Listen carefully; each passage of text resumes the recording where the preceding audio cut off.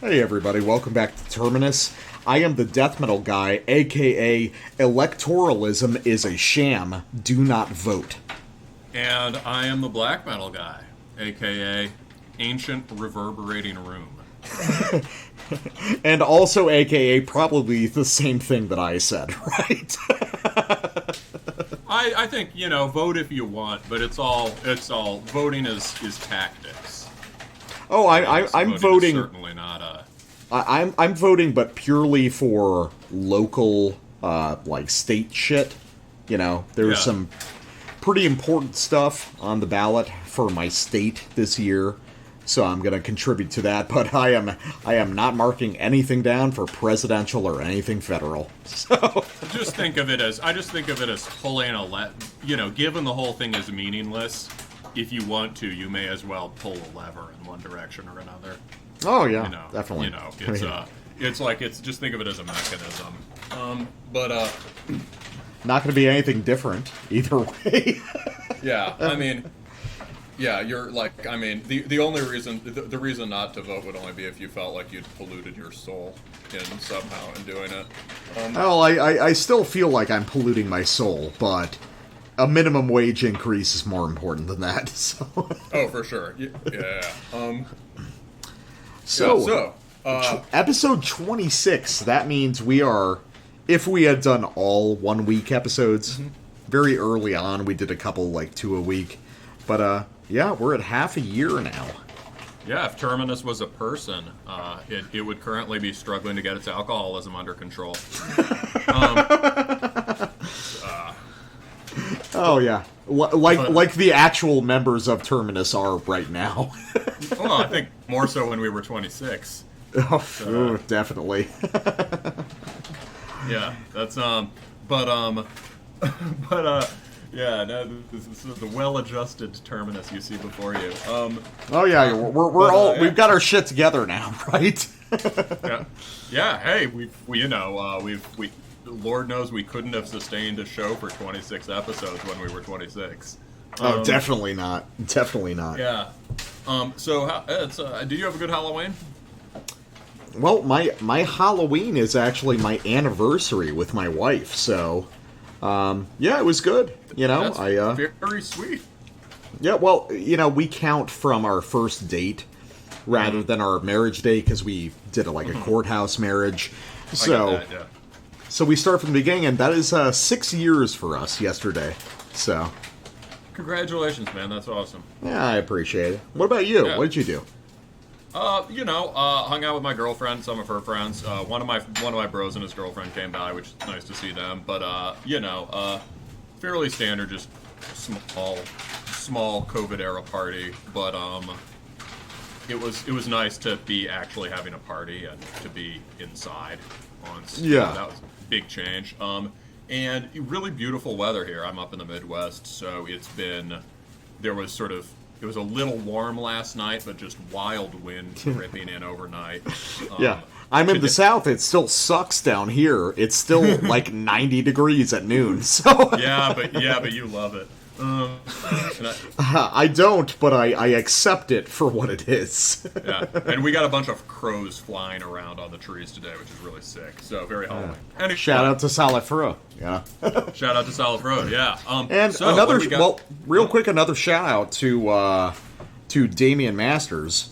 I checked my mail yesterday on Halloween, and I got my copy of the Dressed in Streams record, Swaraj or Self-Rule, that we covered, was it last episode or episode before last? 2 episodes ago now. 2 episodes ago. Yeah. And really appreciate him. He wrote a nice note on the back of a sticker. And, really appreciate him, helping out, especially because we were not, universally flattering to it. But I think that after seeing that, and after he was really excited about it, it means, okay, I get you a little bit more. You really were fucking with me, with some of this stuff, Yeah, we've talked pretty regularly on Instagram now. He's a chill dude. So thanks a lot to Damien for sending that out. I really appreciate it. I got my package too. I honestly haven't. I often put off doing nice things for myself. I haven't even opened it yet, but it's got. He sent me a record and a shirt, and I'll post the shirt on Instagram. Well, I just got the record. I'm the death metal guy. I just got the record. I didn't get the cool shirt or anything. Yeah, man, we bonded over being old hardcore guys. So, fair enough. Yeah. So, real quick, so housekeeping at the top. Social media. If you like us, why not visit us on your favorite social media platform of choice?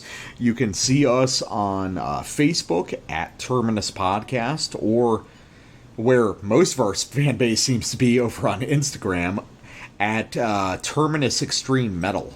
And, yeah, you can like us on there. And then, you know, if you're really dedicated, if you are really passionate about what we're doing, which, you know, I wouldn't recommend, but, you know, you can choose that if you want. You can help support us on Patreon or Subscribestar. So, what, you know, Black Metal Guy, what is the best way to have cyber sex with one of the members of Terminus?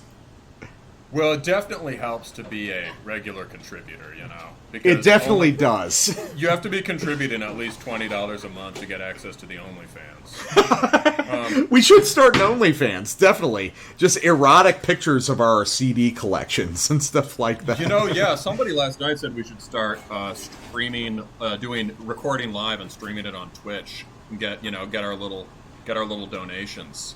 Oh yeah. Yeah. Throw some dollars at me, Daddy. But, yeah, exactly.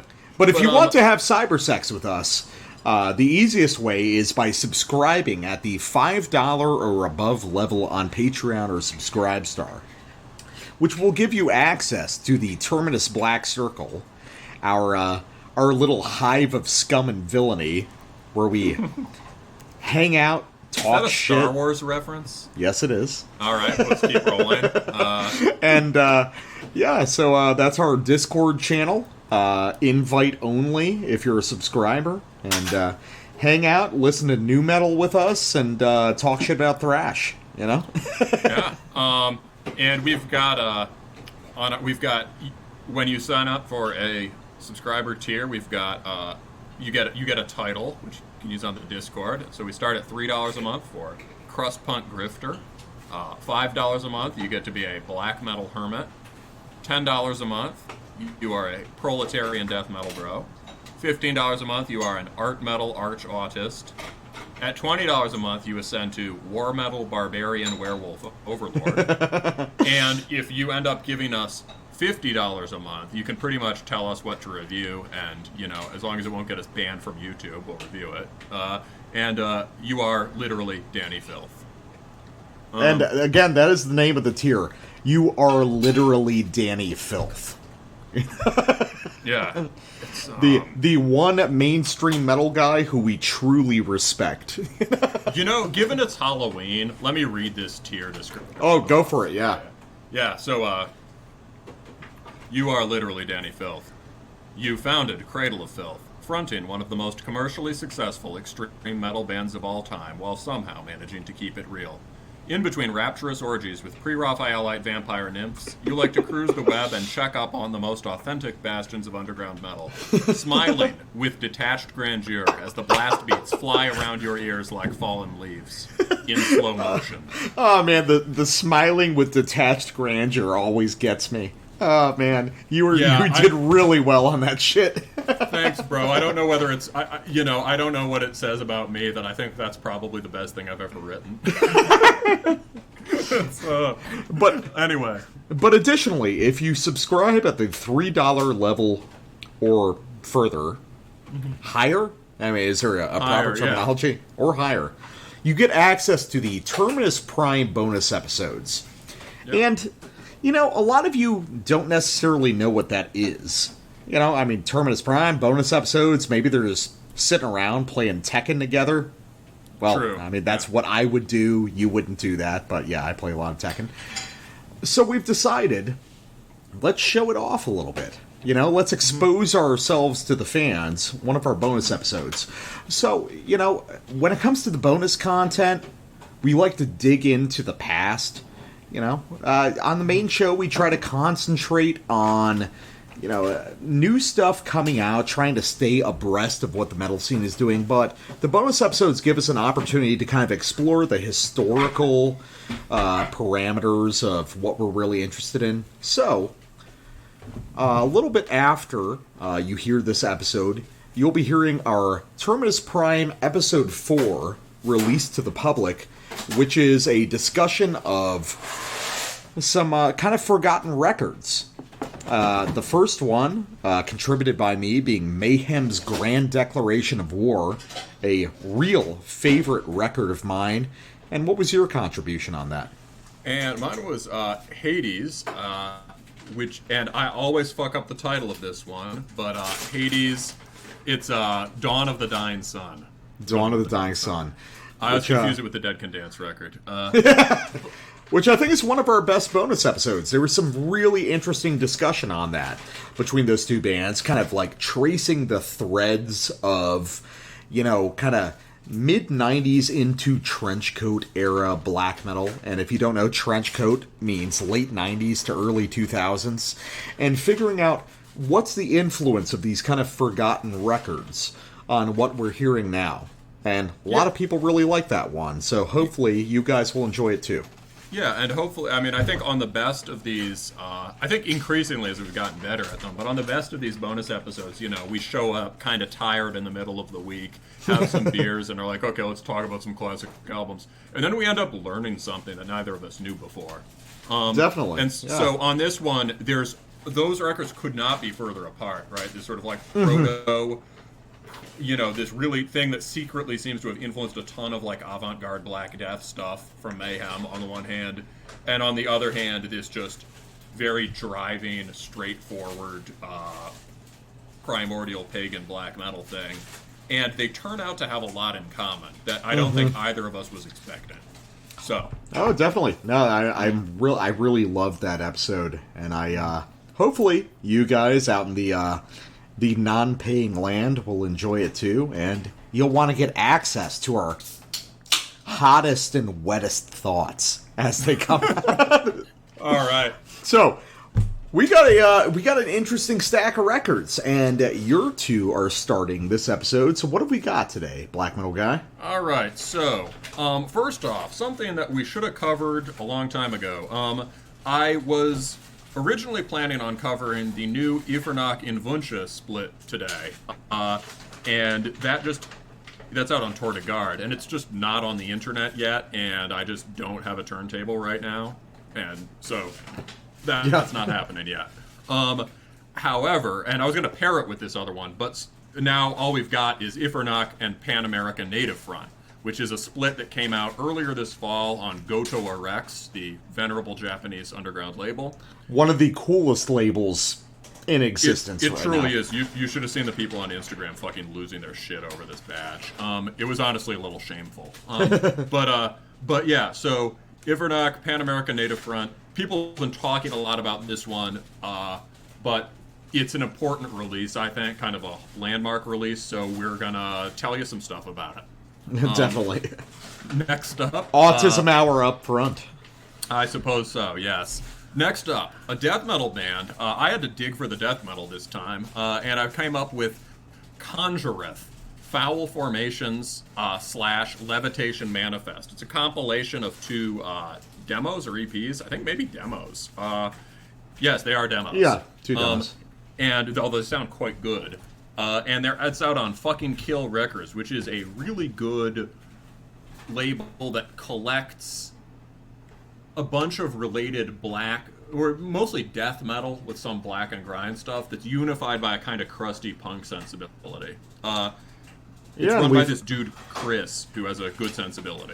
Yeah, and we've also covered a previous Fucking Kill release, which was I believe it later ended up being a Fucking Kill release, it was that German doom death band that we enjoyed a lot. Yes. Verhangness, yeah.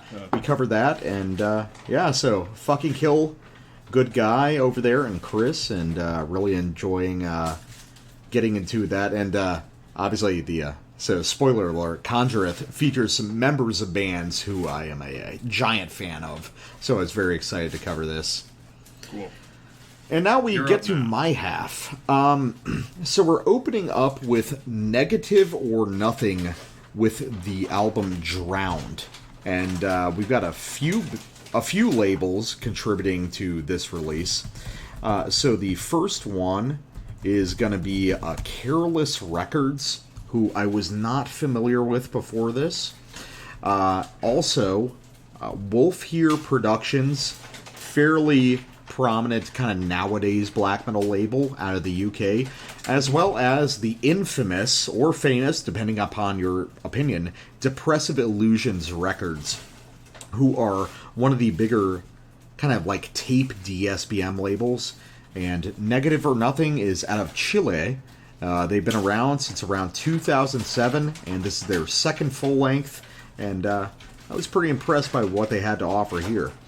And then our final record of the night is going to be Dearthe, an Australian black death metal band, with their opening full-length Dispirited Obscurity, released on Bloodforge distribution, which this is the first release by Bloodforge distribution, and given that the opening track on this record is called Bloodforge, I think it's safe to assume this is probably an imprint created by the members of this band, and hopefully, they'll go beyond themselves and release some other stuff. So, Yep.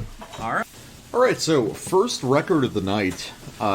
Usually we don't review stuff late. We try to stay, abreast of the metal scene's flirtations. So, first off, we've got Ifernach and Pan-Amerikan Native Front with their split on GoatowaRex. So, you're a little bit more informed about this kind of native black metal scene that's emerging now, right? Yeah, I suppose so. So, I think this stuff has started to coalesce in the last couple years. These are probably, started to coalesce in the last couple years, and there are really two wings of the scene. There are the bands that come from Mexico, Central, and South America that sort of focus on this Aztec or Mayan heritage. And those guys, we've talked about them a lot on the show peripherally, right? Well, that would be Black Twilight Circle. Yeah, that would be Black Twilight Circle and like Blue Hummingbird on the left, and as a real name check for real old heads, Xibalba Itzeus, who did a record called Adzam Poop Ek back in 1994, possibly the earliest representation of this style. Yeah, damn. Yeah, nobody knows about that shit. I knew some dudes. I knew some dudes who swore by that record, although they were also really, really into this whole sound. So as far as newer representatives of that, we've got Ixachitlan, who's released something you'd probably like. Very, very sort of florid and melodic, Slavic influenced, kind of poppy, but good. That came out this summer. Ixachitlan, Night of the Pale Moon is their label. Maquahuitl, which is very Aztec, very militant kind of Aztec stuff, but really sounds more Euro than the Euro bands. Yeah. Very just Finnish, French kind of thing. Very well done. Kind of sounds like Finn. Yeah. Well, the whole kind of, like you said, there's two sides, because that was something that I brought up in our notes. You've got this native scene, and you've got this kind of like Mexican Reconquista scene. And I feel like... Reconquista by the indigenous Mexicans, Yeah. So, and the origin of that really is in both Black Twilight Circle and like Crepúsculo Negro, who they were affiliated with, right? I think they're the same label, bro. Are they the same? Means Black Twilight in Spanish. Oh, yeah, fair enough. I'm an idiot, so... I'm sure you weren't the only one, man. But yeah, so that's that scene. And Invunche, this other band we were going to review, I think has more like more of an Inca theme. I think he's based in the Netherlands or something, but has an Inca theme, or Belgium or something. But he has an Inca theme. Yeah, he's at the Netherlands. Yeah, and so this other side of the scene, what sets Ifernach and Pan-Amerikan Native Front apart is that they're trying to conjure up this indigenous black metal vibe in a specifically North American context. Yeah. You know, kind of like your woods, the people we would have called like Plains Indians or Woods Indians or whatever, right? Although I think they'd prefer to be called indigenous or native. So yeah, and obviously if you have, Native American black metal, you're going to have metal journalists creaming themselves over it. But these bands, I don't think, have any interest in being the opening band for Merkur on their tour. Yeah. So I think they are serious underground bands worthy of coverage, and we should do it and talk about the music. Yeah. Well, I'm also very interested in this idea, because one of the things that I was interested in, especially listening to this split, I mean, I've heard a little bit of this sort of like resurgent nativist black metal before, but then it leads you to a very dumb but important question, which is, how do you make sort of native black metal, especially for an ethnicity where the folk musical tradition is not really recorded at all? Well, I think these guys, things were recorded in the 19th century, and, there are still, I think there's some continuity of tradition has happened on the reservations, I think. Like, there is, but based on my understanding, it's it's staggered. It's not, it's not perfected. It's definitely kind of like bringing scraps of history together and sort of defining a new ethnic history from it, which I think we'll get into a little bit more when we talk about Pan-Amerikan Native Front. It is a scene that is defining itself in a way. Does that make sense? I think I get what you mean. In some sense, it's exactly the same problem faced by, I think a lot of these guys would say, well, like, what about Vikings? Like, we have no record of how Viking folk music sounded. Oh, definitely. Well, we have written descriptions by monks. Interestingly, some people describe the Vikings as singing with horrible-sounding beast-like vocals, which there you sounds, go. Were they doing this all the way back then? However, mostly we have hypotheses about continuity. Like, we've got these really old peasant folk melodies that people recorded in the set down in the 19th century and recorded in the 20th or whatever, right? We've got this anthropological peasant stuff, and we can hypothesize about how this would have sounded in really old times. But there's 1,000 years there, and maybe that they haven't experienced the same degree of, although Christianity and modernity changed things a lot, they obviously haven't faced the same concerted effort to erase their cultures as the indigenous North Americans did, right? Yeah. So on the one hand, you're dealing with a 1,000-year gap and a massive game of telephone. On the other hand, here you're dealing with things that happened in a relatively short historical time span. To the severance of tradition in 200 or 300 years. But I think it produces a similar need to sort of like reconstruct. Is that? No, I get that. That makes sense? Yeah, I think one of the things I'm most curious about is I think that what we're seeing on this split is the beginning of a cycle. It's not the climax of it, Oh, sure. Agreed. We're seeing some indigenous people attempting to construct a sort of musical narrative for themselves, which, again, the idea of constructing a narrative is totally acceptable. It kind of reaches towards, Malcolm X and some writers I read about him, where it's like the idea of constructing a culture wholly, from a sort of blank slate from the legacy of slavery, the ability to establish a sort of cosmic identity for Black Americans divorced from the past, truly grown from the ground up. And I think something similar is happening here. And I don't know if they'd like that characterization, but I understand what you mean, that there's a creative work that goes into anytime you're dealing with a tradition that's been severed or a tradition that's been seriously damaged by history. Yeah. You have to somehow creatively reconstruct it. I agree with you there. Yeah. And to some degree also, how do you decide what an Indian or a indigenous native sounding melody is in black metal? Oh, right. Definitely.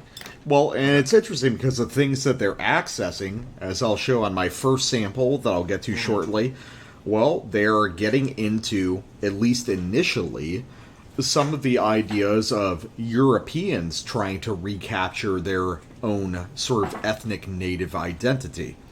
Mm-hmm. So they're using that as a sort of launch pad to define themselves.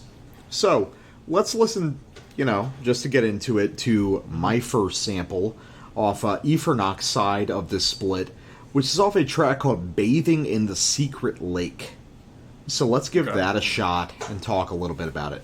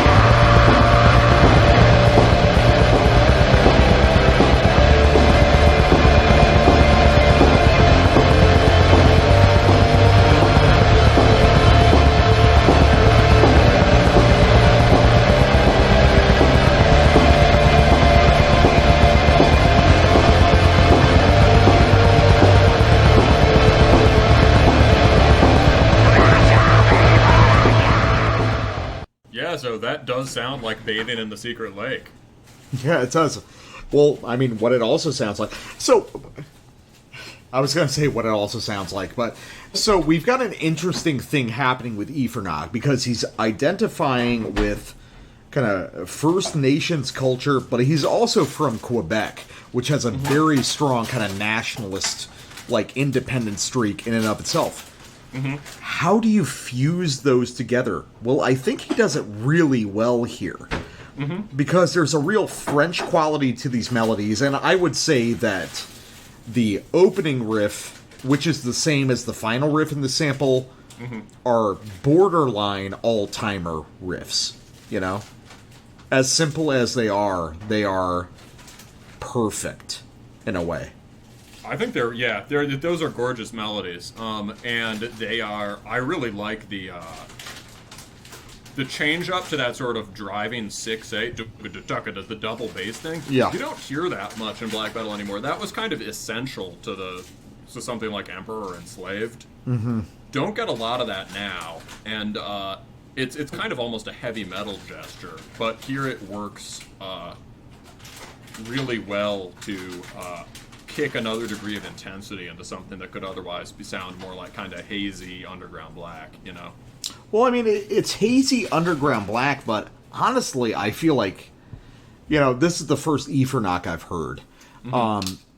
But I think that this guy, because it is a one-man project, This that was not to knock those riffs. Also, I just mean you could imagine a version of this that was good riffs with endless blast beats or something. Yeah. Well, I think this band really sounds a lot more like real Eastern European as well as French black metal than a lot of the like raw black tape bands that they probably are associated with. Yeah, raw tape black, I think was the word you used last week. Yeah, we kind of there's a whole scene, there's a whole idea there. So, and I'm gonna compare them to, as I always do, Forest. Because Forest, the thing that makes them distinct and the thing that makes them great is the fact that they understood this like texture of darkness laying underneath even these really glorious parts. You know, the sort of parts that really influence bands like Sanguine Eagle. And this isn't to knock Sanguine Eagle, but Sanguine Eagle takes it and makes it very solar and powerful. But Forest, I was just re-listening to a couple old Forest albums the other day, you know, while I was listening to this, and it's like, man, Forest is dark. Forest is storming, man.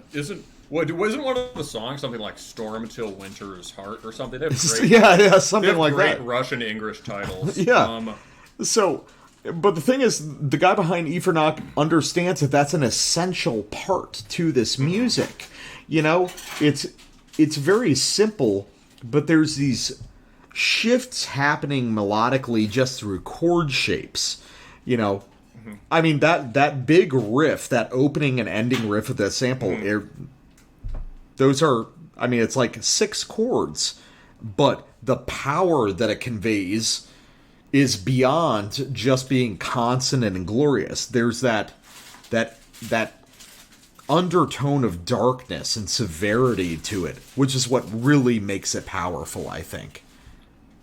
Yeah, no, I agree. I mean, to me, that's something I was going to talk about again with the Dearthe later. But yeah, I think something that is very important to me in black metal is that it be, although I really like this new kind of solar metal thing, and I think we've talked about how it's almost becoming its own thing. But like, but you know, I am really drawn to stuff that has some grimness to it. And this is certainly, you get an undertone of the grimness there for sure. Here also in my sample, do you want to just go to mine, or do you have anything you want to do? No, you're good. Let's go to yours. Yeah, so I'm going to do 2 quick samples from 2 parts of this song. I also think, as you were saying about the previous one, I think this is a perfect song, man. Human Hunter is like just simple, only, you know, maybe like 4 or 5 different riffs max. Perfectly phrased and sequenced. And let's go to the middle of the beginning of it, I guess. All right. So Ifernach's Human Hunter. Let's give that a shot.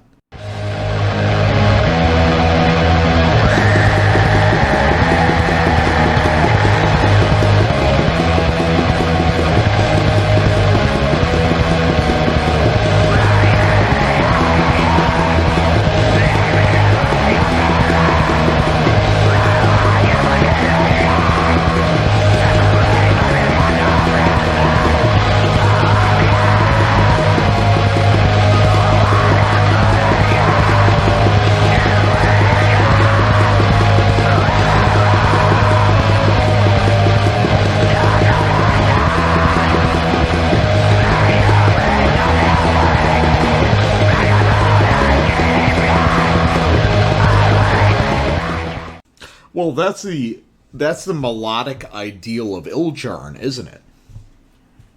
You mean like if it was Ildjarn with melodies? Yeah. Yeah, I get that. I get that. Well, the other thing I add in the notes is, well, this is Gorgoroth, isn't it? Like the first couple Gorgoroth that you really like. Right? Yeah, especially Antichrist, and I would even say Under the Sign of Hell at the more melodic parts. You know? A little bit. I hear it. It doesn't quite have that gothic feel. But I mean, it's not dissimilar. It's not dissimilar to Under the Sign of Hell for sure. But what it sounds like to me a lot. Well, it does sound like forest also. I mean, you could say that melodic, the sliding minor like scale the first Forest album that no one cares about, Or very simple version of Forest riffs on that first riff, and then the second one has kind of a hate Forest quality too. But I think what that first riff really reminds me of is something from the end of a Treldom record, from the end of Tillet on it. And I've noticed we've sort of haven't been doing a ton of sampling of other reference points on the last one, so would you be cool with sampling maybe like 20 seconds of this for the kids? Yeah, sure. All right. Give me a sec to just confirm that this is the part that I want. Yeah, no, this is totally it. So just go to the beginning of... Here, I'll send you the link. Okay, so this is Sonar Dreri, probably something about the death of the sun. I don't know. On It sounds like it, yeah. Off the end of Tillet on it.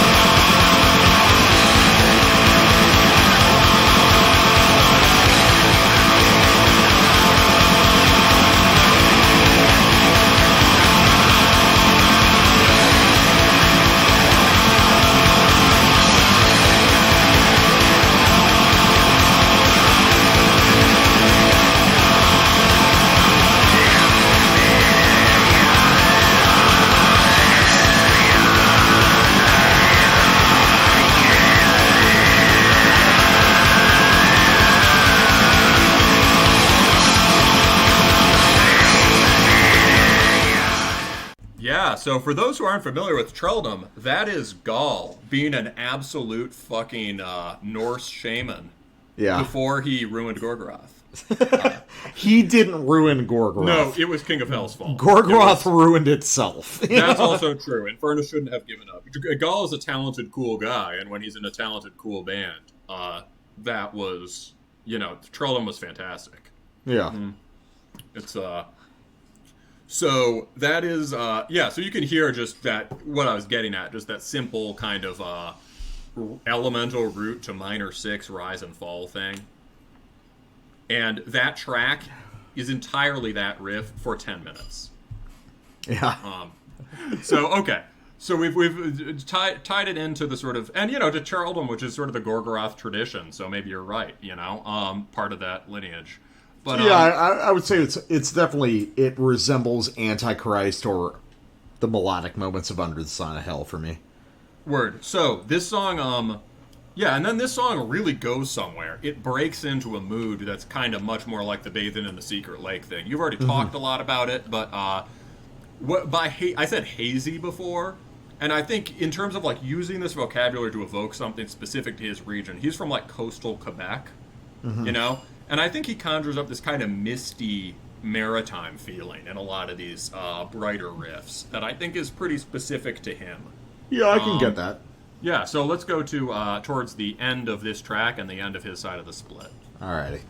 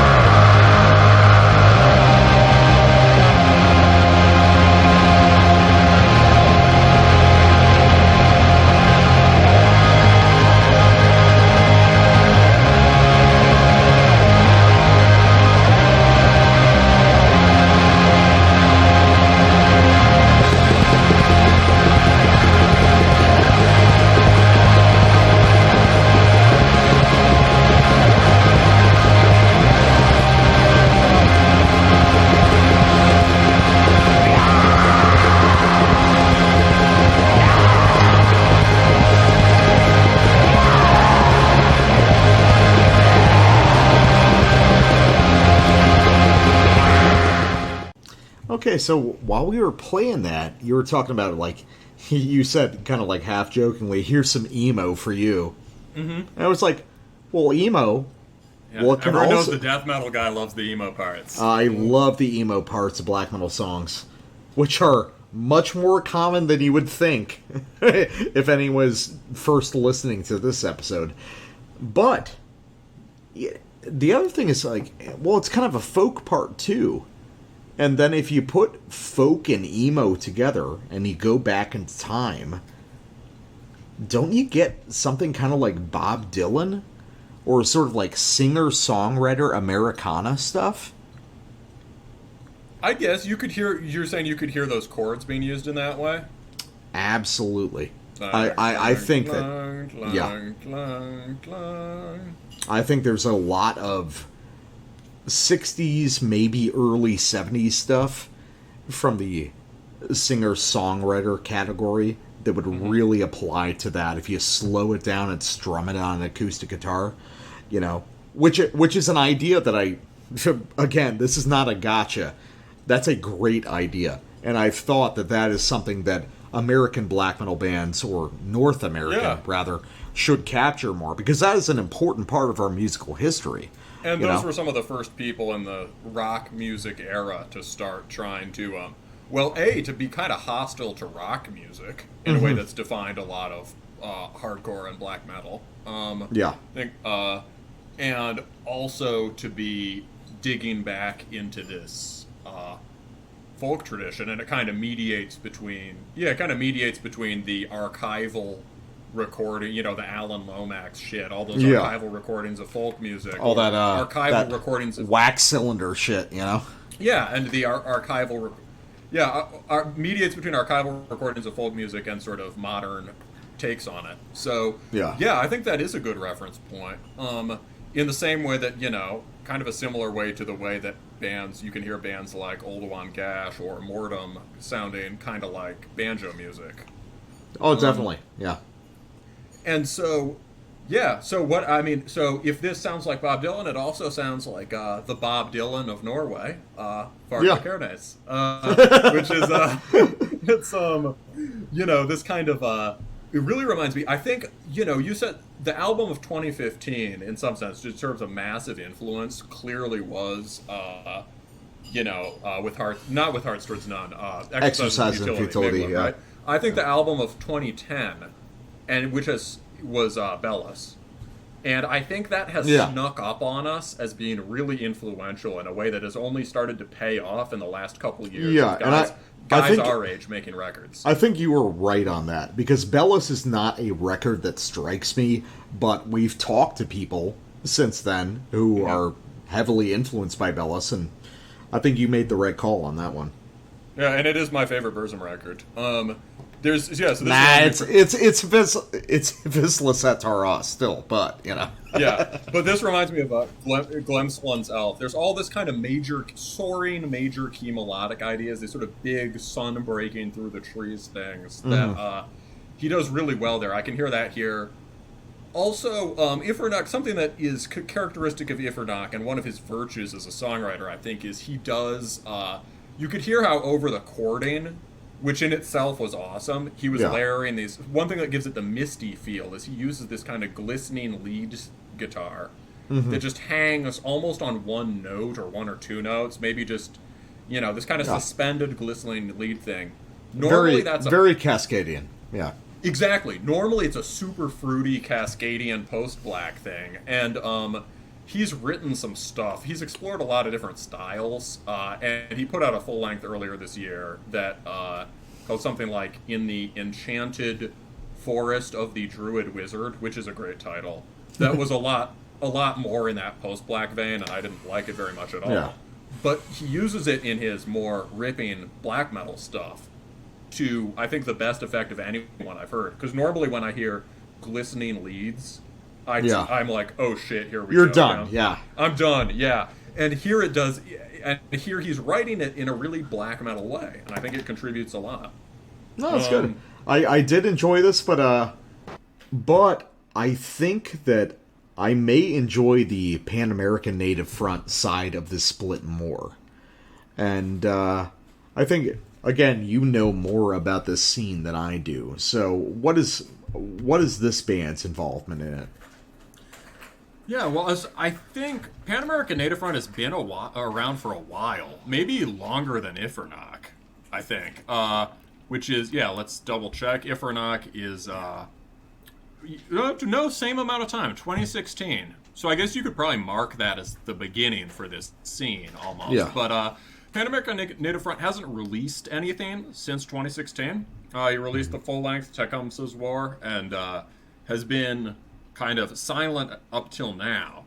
So this split is his first release since then, and I think it heralds a full length coming out next year, which will be called Little Turtles War. Tecumseh and Little Turtle were both. I know more about Tecumseh. Tecumseh was a chief in, I think, the early 19th century, kind of in the Midwest, who united. Had the idea of, let's try to unite a bunch of tribes against the English around this idea of common heritage, right? Yeah. And I think that's something that interests with a name like Pan-Amerikan Native Front, right? I think that interests him, is this idea of these Indian leaders who sort of looked at differences that up to that point had been extremely important between these different tribes, right? Different groups of neighbors hating each other, right? And then, had the idea suddenly, in the face of the American expansion, colonial expansion, it becomes relevant that they all have this sort of common heritage, common reference points. He starts to perceive, maybe also we're all natives, right? Whereas that's not like a unifying political concept before. It's like, your biggest conflict might be with your neighbor, and you try to ally with the settlers to get your neighbors, right? Yeah. Like the Iroquois and Ojibwa fighting a proxy war through the, alliances with the French and, the English or whatever. So, he's kind of interested in this idea of unified resistance or something. Reminds me a little bit of the as far as the Norse scene, somebody who is or should be central to that is Hakon Jarl, the last pagan who sort of united the Vikings to fight against. He was suddenly like, hey guys, instead of killing each other, maybe we're all pagans and we should fight the Christian kings, right? So he's interested in these kind of heroic resistance figures and unifiers, and I think he's played a kind of unifying role on the scene. I can't remember where I've gotten this, but I think he's been very active in trying to pull together a cohesive native black metal movement. Okay. Yeah. So I think this one is. I like this band. I think this has a lot of potential. I think I really liked some parts of this and really disliked others. But why did you like it so much? I think the sheer aggression of this music. Yeah. Yeah, it's very aggressive. I think it suggests a more kind of gestational idea of what is native black metal. Ifernach, and again, I like the Ifernach side, but it seems to be derived in a lot of ways from Eastern European and French black metal. This feels like a more this feels like a more immediate idea. And Ifernach is also preoccupied with his Euro heritage too, right? Yeah. It's a sort of Celtic and French thing as well, feeding into it. Whereas this is just very indigenous. Right? Yeah. I think that's one of the things that, there's an immediacy to this music that appeals to me. Mm-hmm. But I think you've got the first sample on this one, don't you? Yeah. So first track off this record is 2 big tracks followed by 2 shorter tracks, which is an interesting way of structuring it. A lot happens in both of the long tracks. The first one has the sick title, War Belts of Death to the Garrisons. That is pretty dope. I think, as far as I have this vague memory of, I think a lot of stuff that happens in the conflicts with the Indians or the indigenous or whatever is people like Tecumseh doing these really cool pagan warrior gestures that appear completely confusing to the settlers. So I think they're dropping. I think they're dropping off these sort of like ritual challenges of war at the gateways of frontier forts, right? And the guys are like, "What's this belt? Does it mean?" I guess it means they want to fight, right? Or, what is it? I think at Champlain's time, they thought the Indians were capturing their best soldiers and torturing them in this brutal, savage way. Yeah. What they were doing is when they would try to capture the best enemy warrior and honor him by torturing him while he sang his war song. So they were trying to honor French soldiers or whatever. And of course, the people were like, "Oh my God, these savages," right? Yeah. But yeah, so this is something about that. And this song, I think parts of this song I don't like, parts of this song I like a lot. So I'm going to do another 2-part sample here. Okay. First one is from about a minute into the track.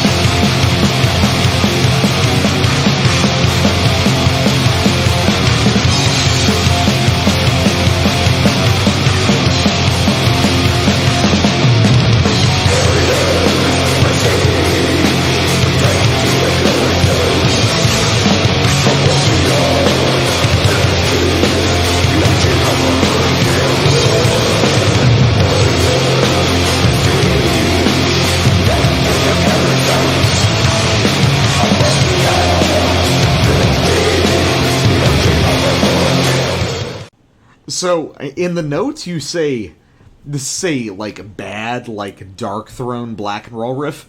I really like that. I think this is like, and if there's anyone who hates Dark Throne black and roll riffs, it's me. But this fucking kills, man.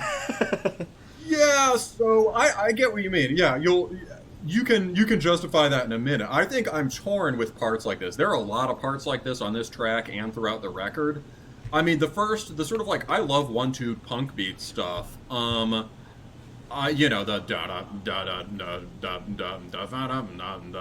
da. Yeah. And he does a nice thing where there's like a kind of cool inverted power chord on one of those chords that makes it sound a little different. But that to me is just a very standard kind of like Dark Throne-y thing, or kind of USBM Bonal kind of idea. That's just all over this stuff. But I think that what makes it work is the production. It's got a little bit more bass to it. It's got a little bit more fucking like impact and energy to it, and that actually makes me bang my head. It's certainly being played. It's certainly being forcefully played. The sound is also great. The drop again, da da da da da da da da da da da da da da. If you think like. That is just a really basic kind of war metal-ish riff, right? Yeah, and if you put a D beat under it, it's a discharge riff. Exactly, yeah, or a Dark Throne riff or whatever. So, you know what it is? It's like, I think I pay more attention to certain things about interval choice and melody and harmony. And you listen a lot to rhythm and texture. And that's where even these parts are strong. Like, this is I get that, and like the vocals, I think what's driving these parts are like the vocals and drums. Yeah, I think, well, you said in the notes, you think this is a drummer's band.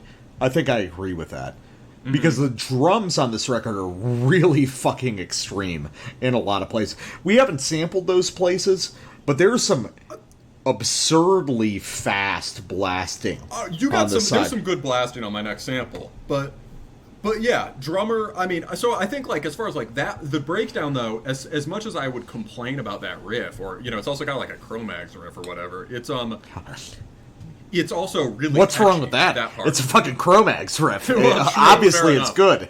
Yeah, but that part is really catchy because of the rhythmic...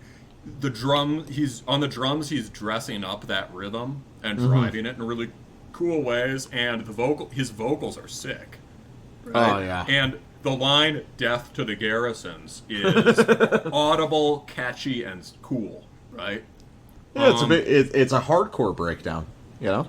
It is that. So, let's go on now to a part. So, I find that kind of riffing a little lackluster. I think he could probably write better versions of riffs like that. Yeah. Because I like punky stuff. Yeah. Right? But here, you hear what he's capable of in terms of when he wants to pull out the stops on riffing. And, like, holy shit. So, right. This is later in the song.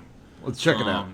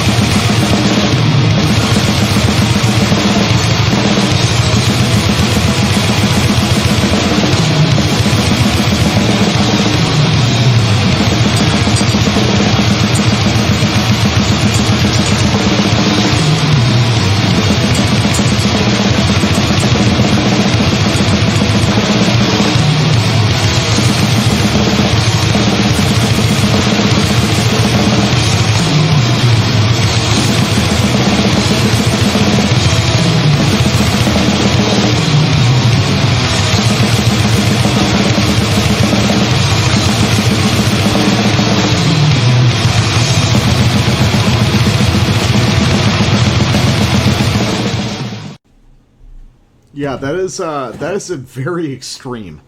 That is extreme metal, man. That is extreme metal.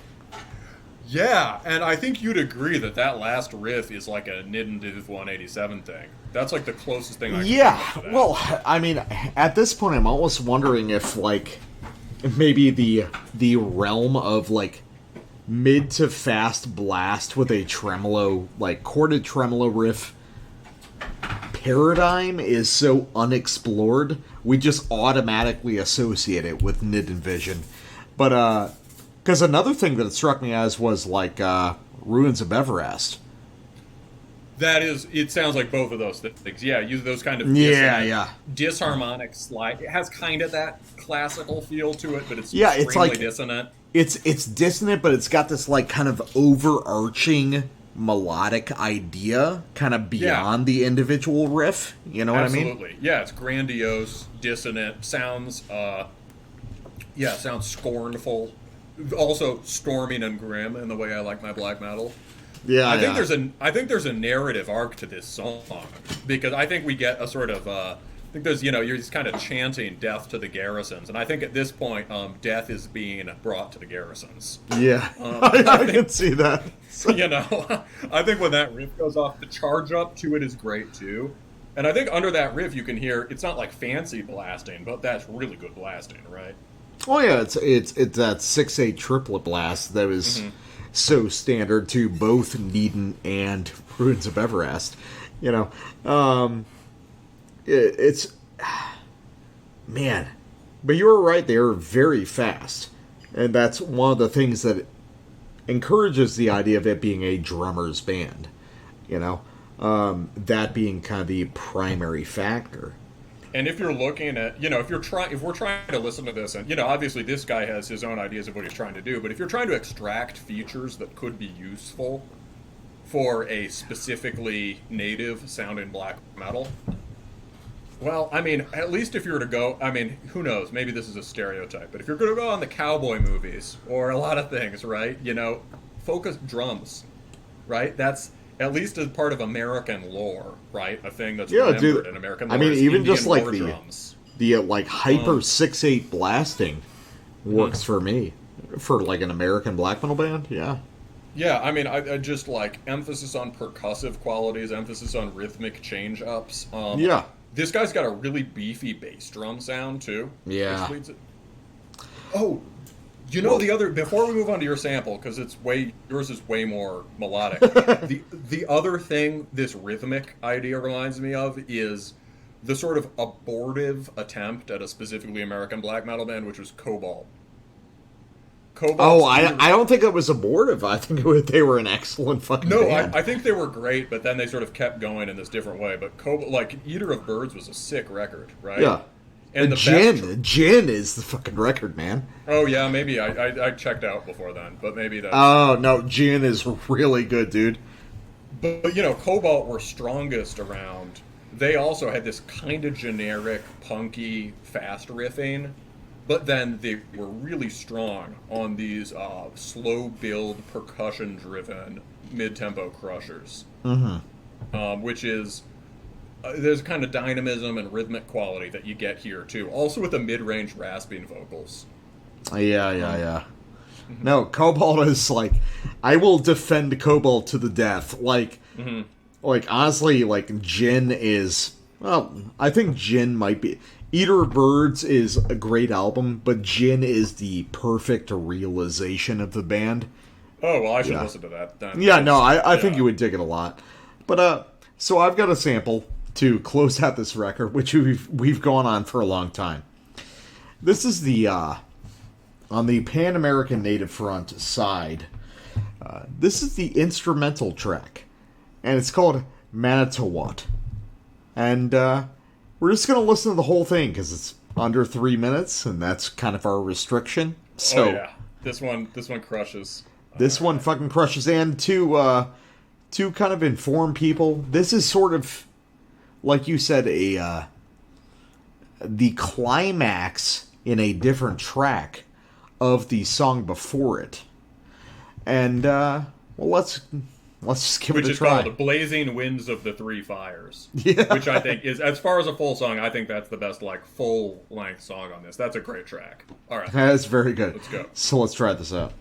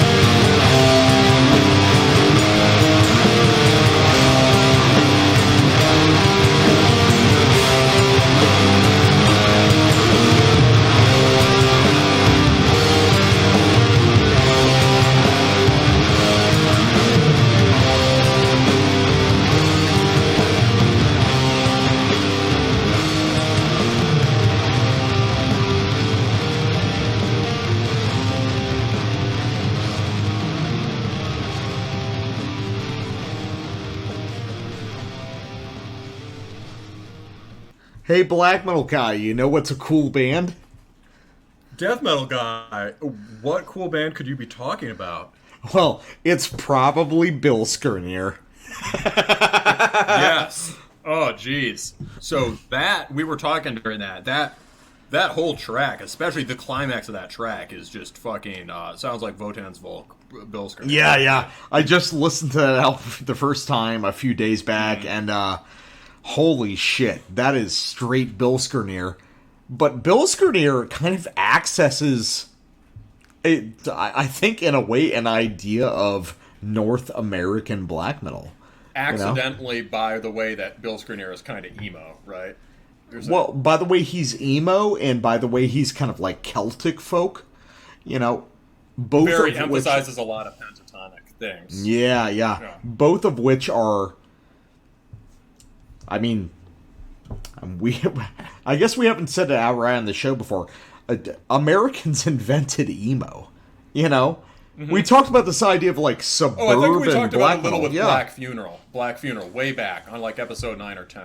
Yeah. No, it's like these are our sounds. So how do you make American black metal? You access our sounds, which are kind of like weird alt rock and noise rock and suburban emo, and you fold that into black metal. And this is, I would honestly say, like, if you want an idea of what is American black metal, it's this track right here. I think so. And I think this whole record, really, I mean, it's like, or this whole side of it, right? If you played me Ifernach, it definitely has he's got his own sound, and I could see how it resonates with the landscape of where he's from. But if you played me from that absent context, I'd be like, this guy could be from a variety of places, I think. Maybe not. Gakta Kayak, the thing I came to him from, is very American, because it's extremely punky. Mm-hmm. But that's another thing that this band has, that Pan-Amerikan has, is this specifically hardcore influence that's different from the sort of general D-beat thing that influences all black metal. Yeah. Hardcore influence, whether it's in the form of those Cro-Mags breakdowns or those driving 1-2 beats, very stompy hardcore parts that come out of this Bonal tradition, as much as I don't like Bonal, that come out of this American Iljarn worship tradition. Yeah. This is especially on Three Fires on the track, the Blazing Winds, the track before this.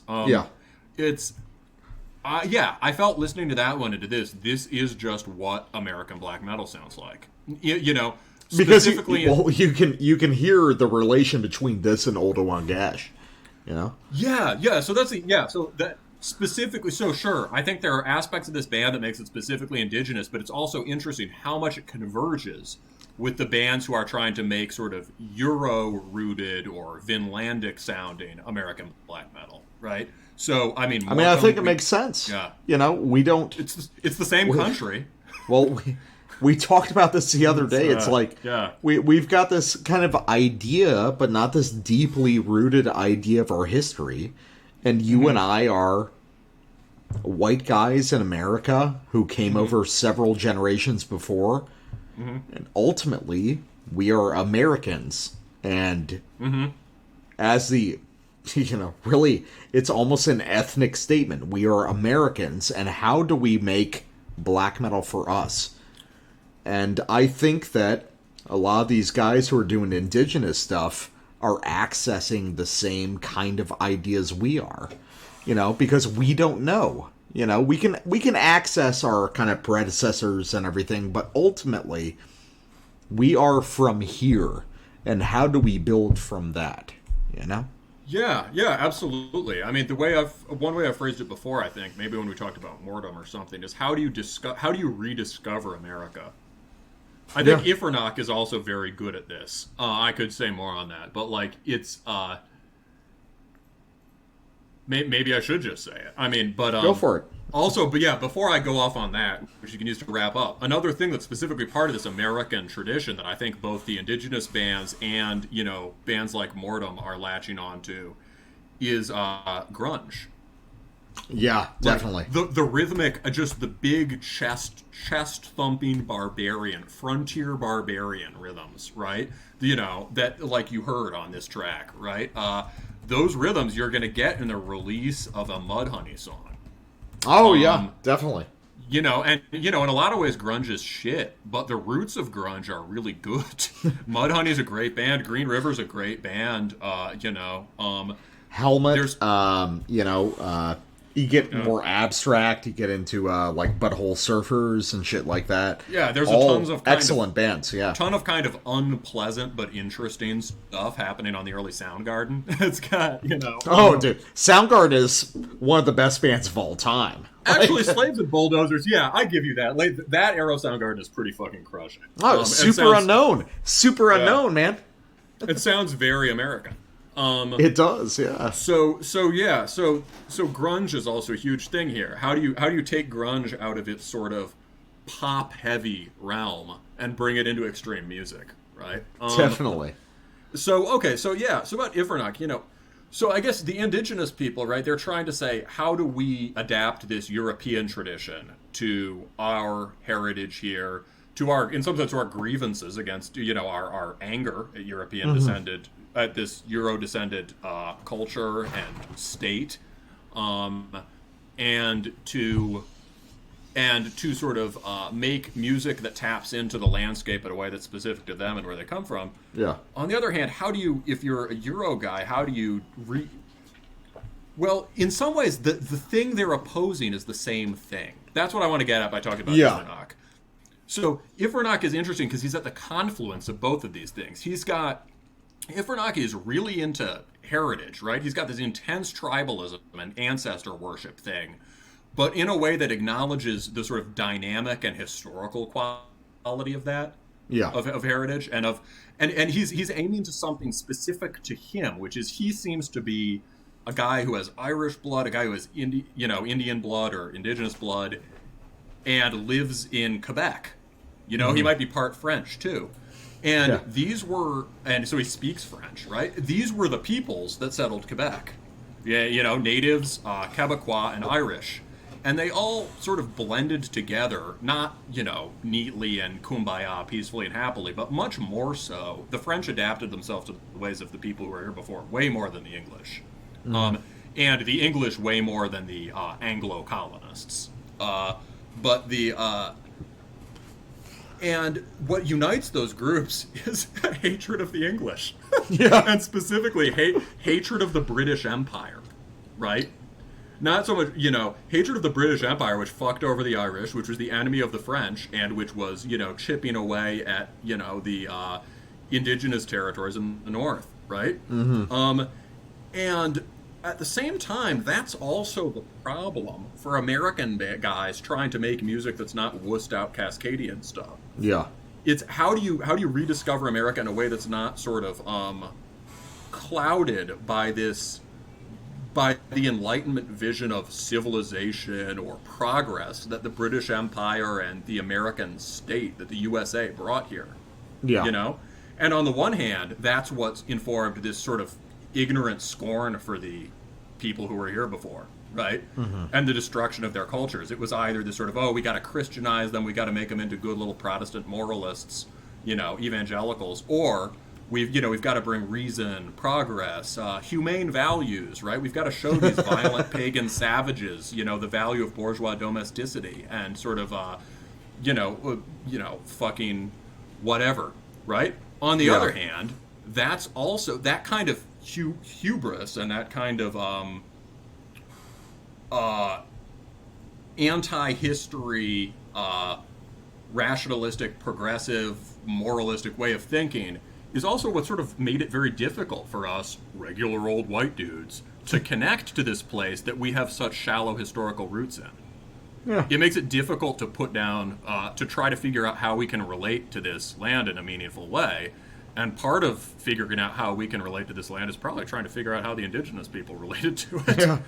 Yeah. How do we create our own identity within it? Yeah, and so I think in a way these two branches of American black metal have a lot in common and could find a lot of common ground in how do we find a way to live in this country that throws off the shackles of the last few hundred years.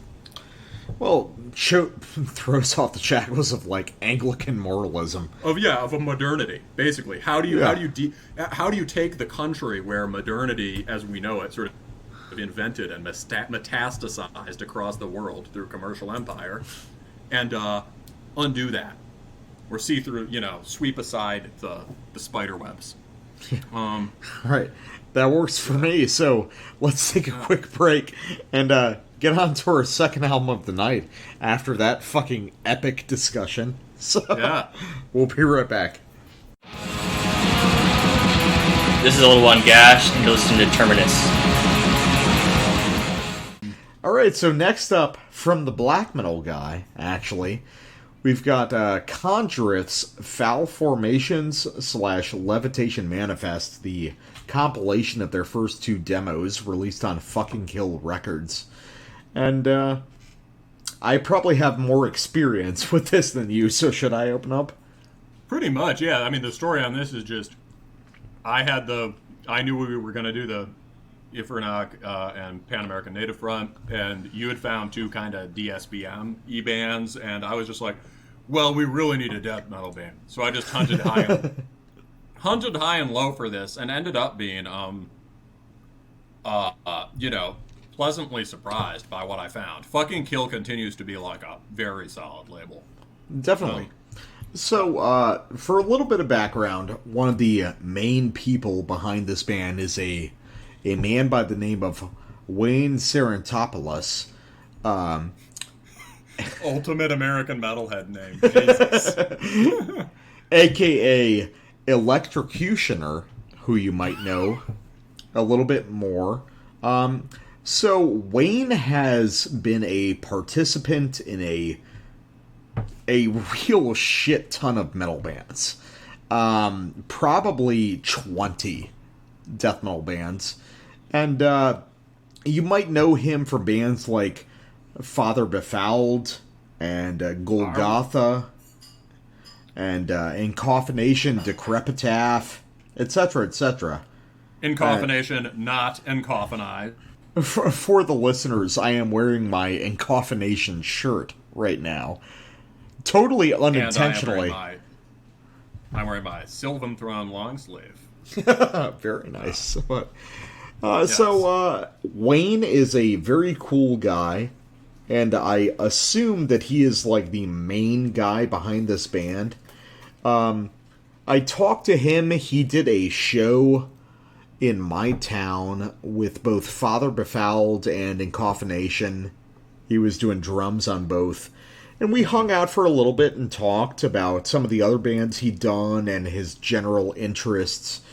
Because Wayne has, I will say, done a lot of music I really love and a lot of music I really don't like.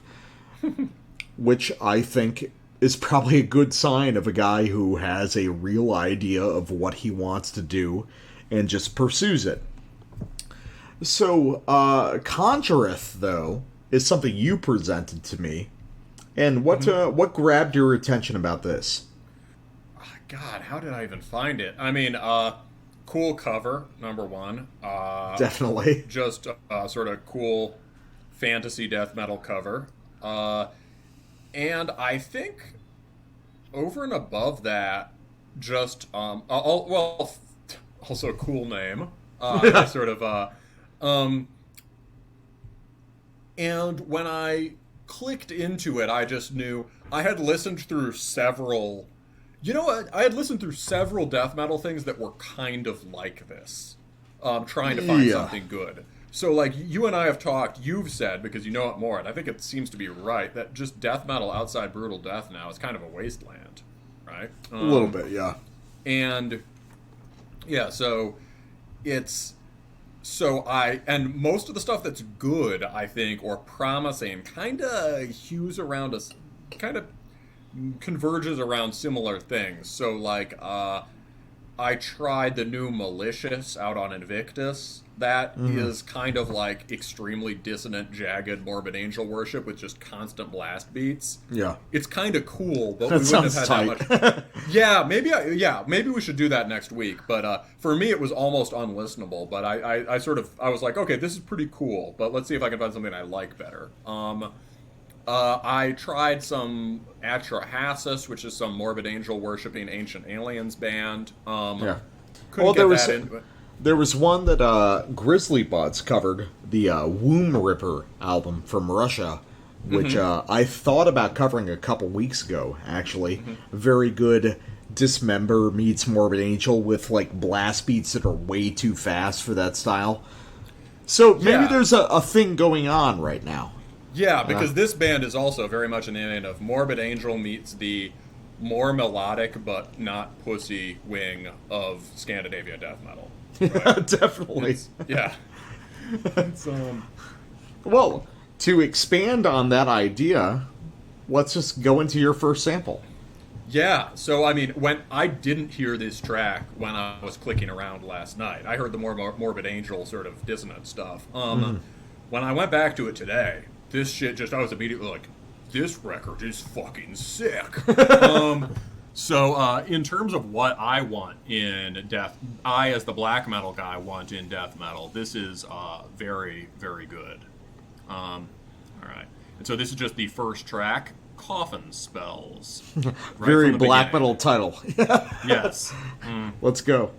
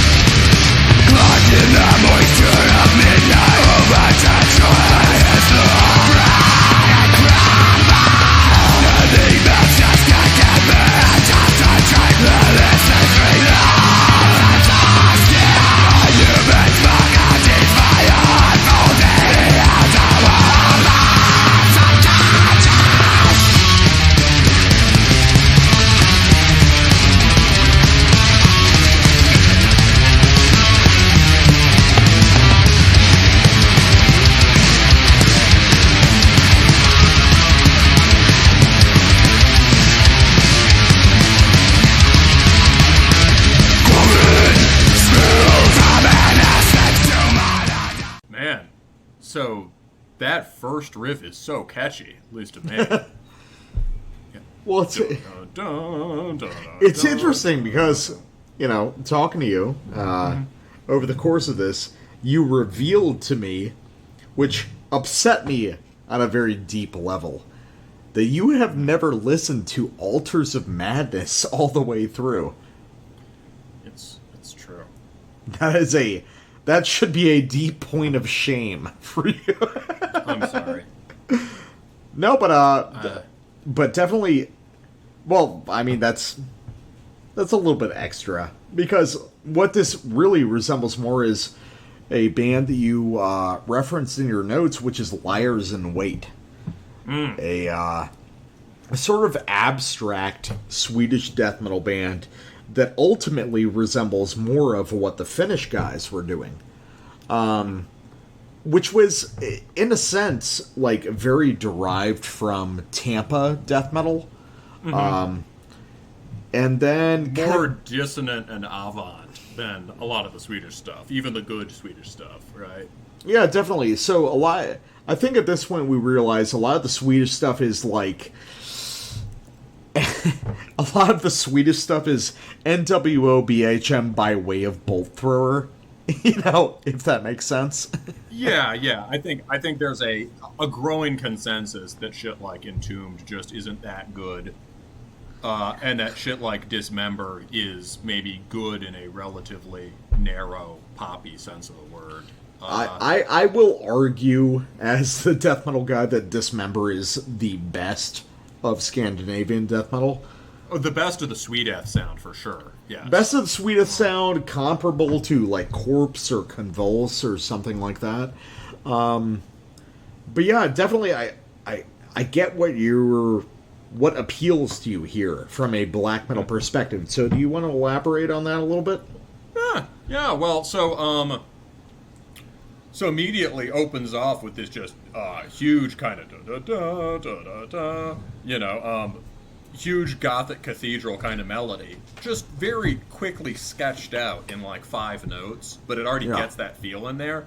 And then it's immediately elaborated with this hyper dissonant death metal lead, just da da da da da, and it's like each really, for me, so really careful attention to intervals is important, and it's like each of those 2-note rises has been chosen to sound as skronky as possible, but in a way that still resonates with the melody that already happened. Kind of like what you were saying about that overarching sense of melody in when we were talking about Nidden or who's the other one? Runes of Everest blasting riffs in the last one.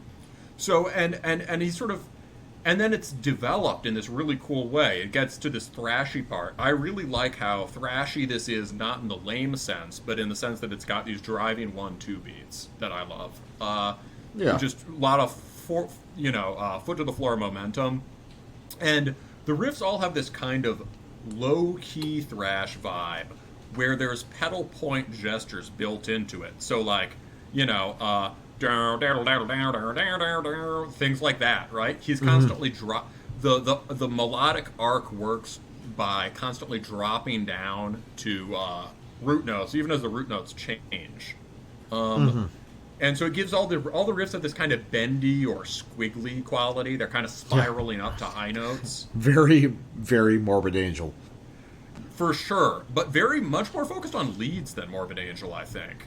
Yeah, I get that. Morbid Angel has a lot of cool, bizarre chording, right? And that kind of inspired stuff in black metal, stuff like Immortal. But like this is, what's cool here is that like this has that really takes advantage of like death. What is death metal? Death metal as like brutal single string trem. And it gives it this sort of like terrible clarity that I like. This sort of like starkly emerging form. This sort of clean sense of line. Very little harmony or texture. Just this sort of very detailed, cutting, propulsive leads. And I think also the last thing I wanted to say was that there's a really good sense of development here. And like we were saying in the bonus thing we did on Christian, where we were talking about their neoclassical idea of developing riffs, these little motifs, micro phrases that get shifted. Here you can hear them like shift gears into this kind of darkly major key stuff that Morbid Angel does a lot. But they've still got these similar rhythmic impulses, similar phrases going, and it keeps the melodic arc going all the way back to where they bring the main riff in at the end again. So I think I just really like how all of that works. Yeah. It's death metal is all the complicated parts that black metal eschews, Yeah, for sure. Yeah, black metal's complexity comes in sort of like harmonizations or whatever, subtlety, simple but subtle choices in harmony or chord shape or something. And this is just all very like, yes, this is very, very much like complex melody and complex sense of how those melodies evolve. It's harsh in a way. It's very harsh also. Yeah, yes. In a way that a lot of black metal isn't. Especially these days. Yeah, exactly. So, I got a sample. This is off the second track. This is called The Labyrinth Engravings. I think this is probably my favorite song. So let's listen to the first couple minutes of this one. Yeah, definitely. All right.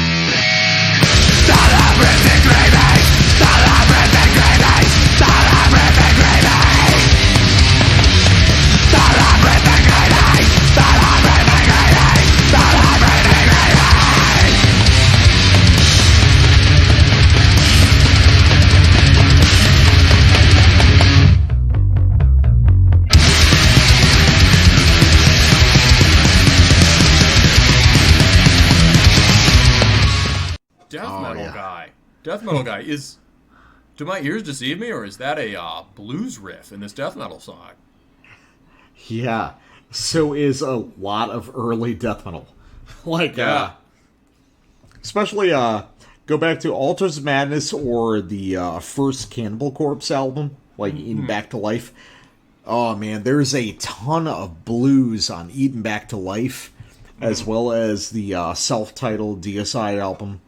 No, it's all Judas Priest taken as far as it can, you know? Yeah, it's like the Celtic Frost thing of digging into the blues scale for the most wonky, dissonant versions of it you can get, right? Just exactly. Tons of Devil's Interval. No, but what I really like about this music is the fact that, well, you know, I will openly say that Morbid Angel is basically, without question, the best, like, Tampa or early American death metal band.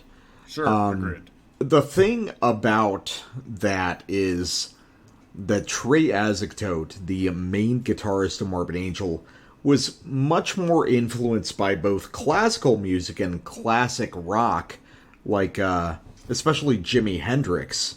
Yeah. And as a result, the rhythmic ideas are very different from conventional, probably descended from, like, Deicide-style tremolo riffing. It's very alien to that. And nobody has ever really managed to make a clone band, so to speak, of early Morbid Angel. Because it relies on a guitar style that is so inherently different from everything else out there. You know, but this is one of those cases where, oh, here's a guy who's actually listening to the stuff that, as we always say, that Trey listened to. You're not just listening to the guy that you want to draw inspiration from. You listen to his influences. And that's what gives you the real idea. Seven Churches. I can hear some of that on here. Oh, like, definitely. I mean, Seven Churches is the proto Morbid Angel album. I think it's accidental. I don't think that Morbid Angel drew a lot of influence off them. But Seven Churches is definitely an accidental early Morbid Angel album. 100%. So, yeah, no, I think this is really cool. Do we want to, do I have anything more to say about that? I just love the way it keeps rolling. I mean, you know, this reminds me of everything that was, it's less blast-driven than Morbid Angel. It reminds me of everything I loved about hearing Slayer the first time. You know, just the way these parts constantly end with some sort of, like, rolling toms, and you're a drop, and you're like, okay, they're gonna go to blast beats now, or like, okay, they're gonna have time at double bass, and it's just like doop dap doop dap doop dap doop dap doop dap. You know, just keep going in, going in. Ha ha Slayer, ha ha ripping Slayer beat, go boop dap boop dap. It's I love it, you know, or the heavy downbeat snare kick patterns. I also love. You know, the thing that reminds me of from black metal that does that really well, and also has a similar terrible clarity of form, Sorin. Oh, yeah. And I'm guessing Sorin is probably also really influenced by Altars of Madness and, you know, early Morbid Angel. I could see that. Yeah, but, so, let me do another sample. This is the one sample of the second demo on this record, which I don't think is necessarily weaker than the first demo, but I think the second one is more organized. It's a little bit more structured in a way that it loses some of the chaos of the first one, which is what I think is really exciting. But there's some really sick riffs on it. And this is going to be off the back end of At the Foot of Kneeling Worlds. So let's try that out. The tracks, the titles continue to be just everything I want in death metal imagery. Absolutely. So let's listen to the back half of this. All right, excellent.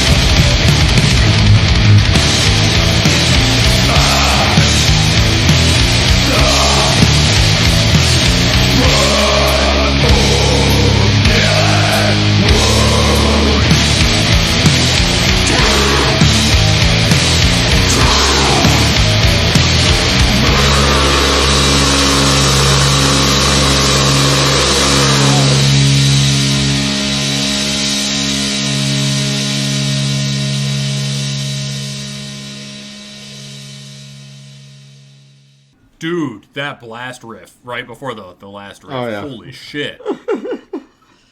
Sort of changes key signatures or changes harmonic ideas in mid-riff. Yeah.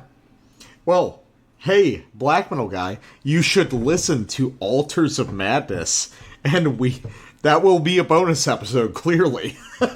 Why don't we do a bonus episode that's Ultimate Wall of Shame, both focused on me? So, I've never listened to Altars of Madness. You know another one I've never listened to? This is more of a... This isn't going to make you angry so much. It's a strange thing. I don't know that I've ever... I got into Emperor with the pre-Nightside stuff, and I worshipped Emperor so much when I was young that I never downloaded it, because I always wanted to, like, buy it and listen to it all the way through or whatever. I've heard Nightside tracks, and I can hear how different they are. I've never listened to In the Nightside Eclipse all the way through. I'm really upset, honestly. I'm like, you've never listened to Altars of Madness. I can forgive you. I come out to you and you guilt me. Yes, I do guilt you. I'm going to fucking... Where's the instant exception and I am here to metal shame you, alright? Metal shaming should be a thing, alright? Yeah, so we got to do that as an episode. I mean, in some sense, it'll be really interesting. It's kind of funny because I can see similarities between those records, actually. You know? Mm-hmm. Like, it's... They're huge blind spots that both are closely connected to things I love in. Yeah! So, again, I got Emperor through Hordane's Land, so I sort of just knew the sort of punkier versions of those songs and was very attached to them. But Hordane's Land was the first black metal record I got, or CD I found. I was just lucky to find. But in some sense, I suppose I was a victim of the coolness of my first CD. Because, yeah.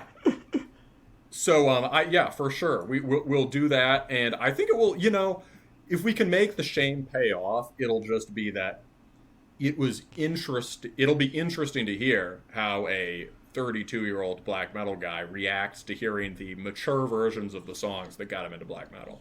No, I think it actually makes sense. There's a real discussion between Altars and In the Nightside. Like, they're more similar than they are different in a lot of ways, I think. For sure, I get that. All right, so, so we just talked about that. I just had my moment of shame. Do you want to play some Liars in Wait or something for these people so that, like, it's, just to get another cool reference point in there? That is putting me on the spot because Liars... I don't know them well either at all. I just know they're cool. Liars in Wait only ever did one EP. Mm-hmm. So... Why don't we just put on the beginning of it or wherever the introductory horrible sounds stop?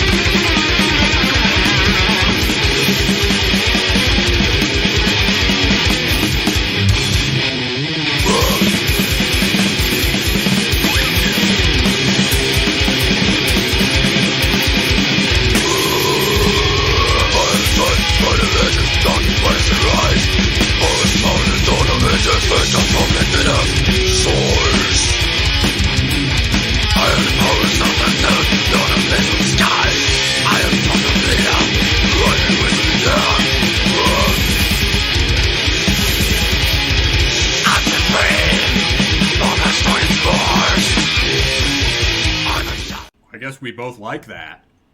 Oh yeah, no, Liars and Ways fucking tight, dude. Yeah.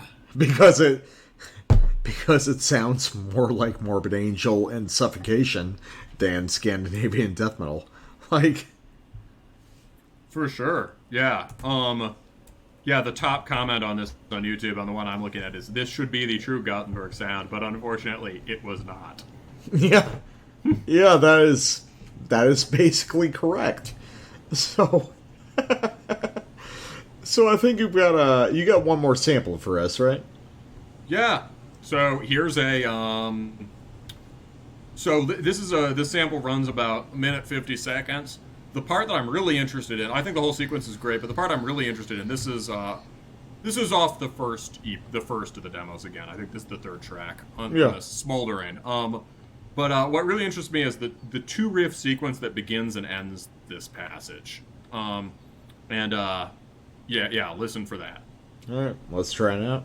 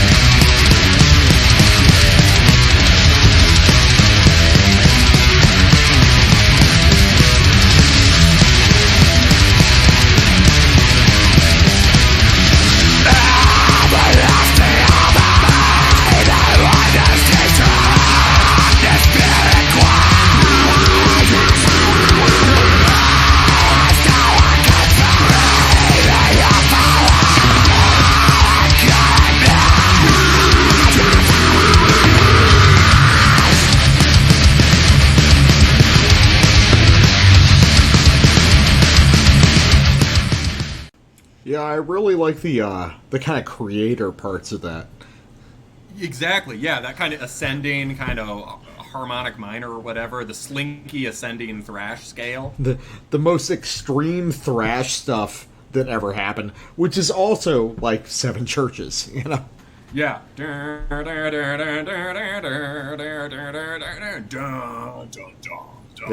Or Yeah. like early Sodom, yeah. Yeah, so yeah, that cool sort of dark, evil thrash riff, and then it just throws down into this barbarian breakdown, right? That kind of dong, dong, dong, dong. And that's, I think, relates to the kind of, some of the things we've been spotting in different places, like in terms of our interest in, say, American barbarian black metal, like we just heard with, Pan-Amerikan Native Front, or like we talked about with a variety of other bands. And not just in the U.S., although I guess Into Oblivion is from North America. I mean, they're Canadian.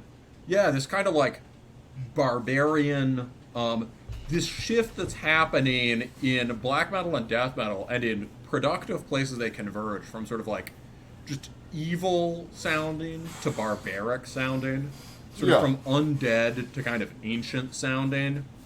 So this kind of more affirmative, manly, pentatonic based kind of stuff, and I love that here, and it works like a chorus, a release chorus, in the midst of all this sort of dense thickets of dissonance, you know? Yeah, I get that. And I think we agree this is a very solid little comp, and we'll be right back, and we'll get back with our last couple records of the night. Do you have an interlude track? Fuck it. It is just after Halloween, so let's listen to some old Samhain. And Black Metal Guy, take us in. Yeah, alright. So, if you're a black metal guy, and you haven't listened to Samhain's November Coming Fire, this is the place you want to go. We talk on the show about how a really underrated influence in extreme metal is late Misfits, the Wolf's Blood EP in particular, or the Wolf's Blood comp, or Wolf's Blood and Earth AD, sorry, Wolf's Blood and Earth AD, which are on the Earth AD comp. But also Samhain, man, November Coming Fire. This is Danzig's kind of punk, death rock, metal band. And it's this really interesting range of influences. Not all the songs work equally well, but this one's a fucking anthem. And if you like black metal, you will love it. Let the day begin. Let's go.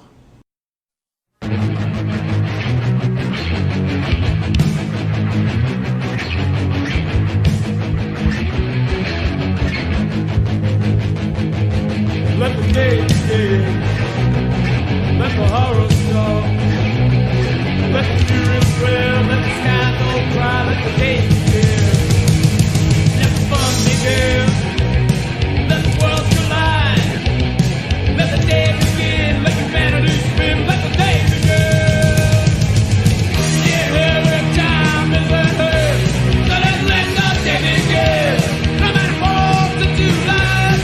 So let the day begin. Let it stand on trial. Let it open up. Let the tides explode. Let the day begin. Let the fuse all burn. Let the Catholic burn. Let the Protestants hide. Let the false ones follow in the road to mine. Let the fun begin. Let the world collide. Let the day begin. Let humanity spin. Let the day begin. This every time is a hurt. So let the day begin.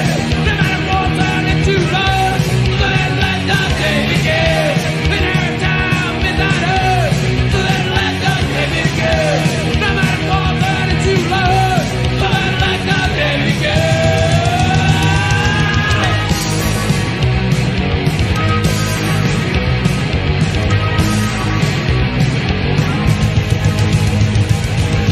And every time is a hurt. So let the day begin. No matter what into life. So let the day begin. Let the earth stand straight. Let the tenant rape. Let them get their due. Let them feel the pain that they gave to you. Let the day begin. Let the horror sound. Let the fury swear. Let the sky go bright. Let the day begin. Every time is a hurt. Let the day begin. No matter what into life. So let the day begin. And every time is a hurt. So let the day begin. No matter what into love. So let the day begin.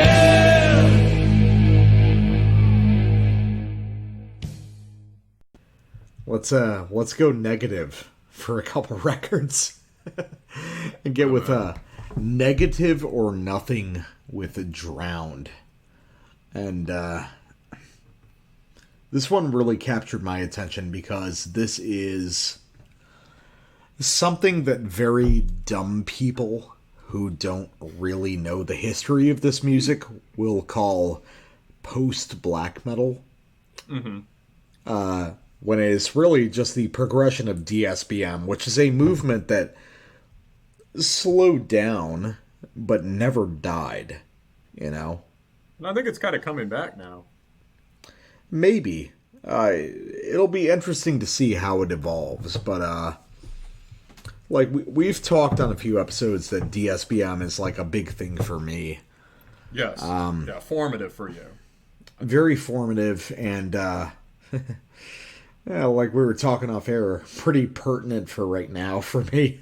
And Negative or Nothing is a very cool band because it is not music about being sad.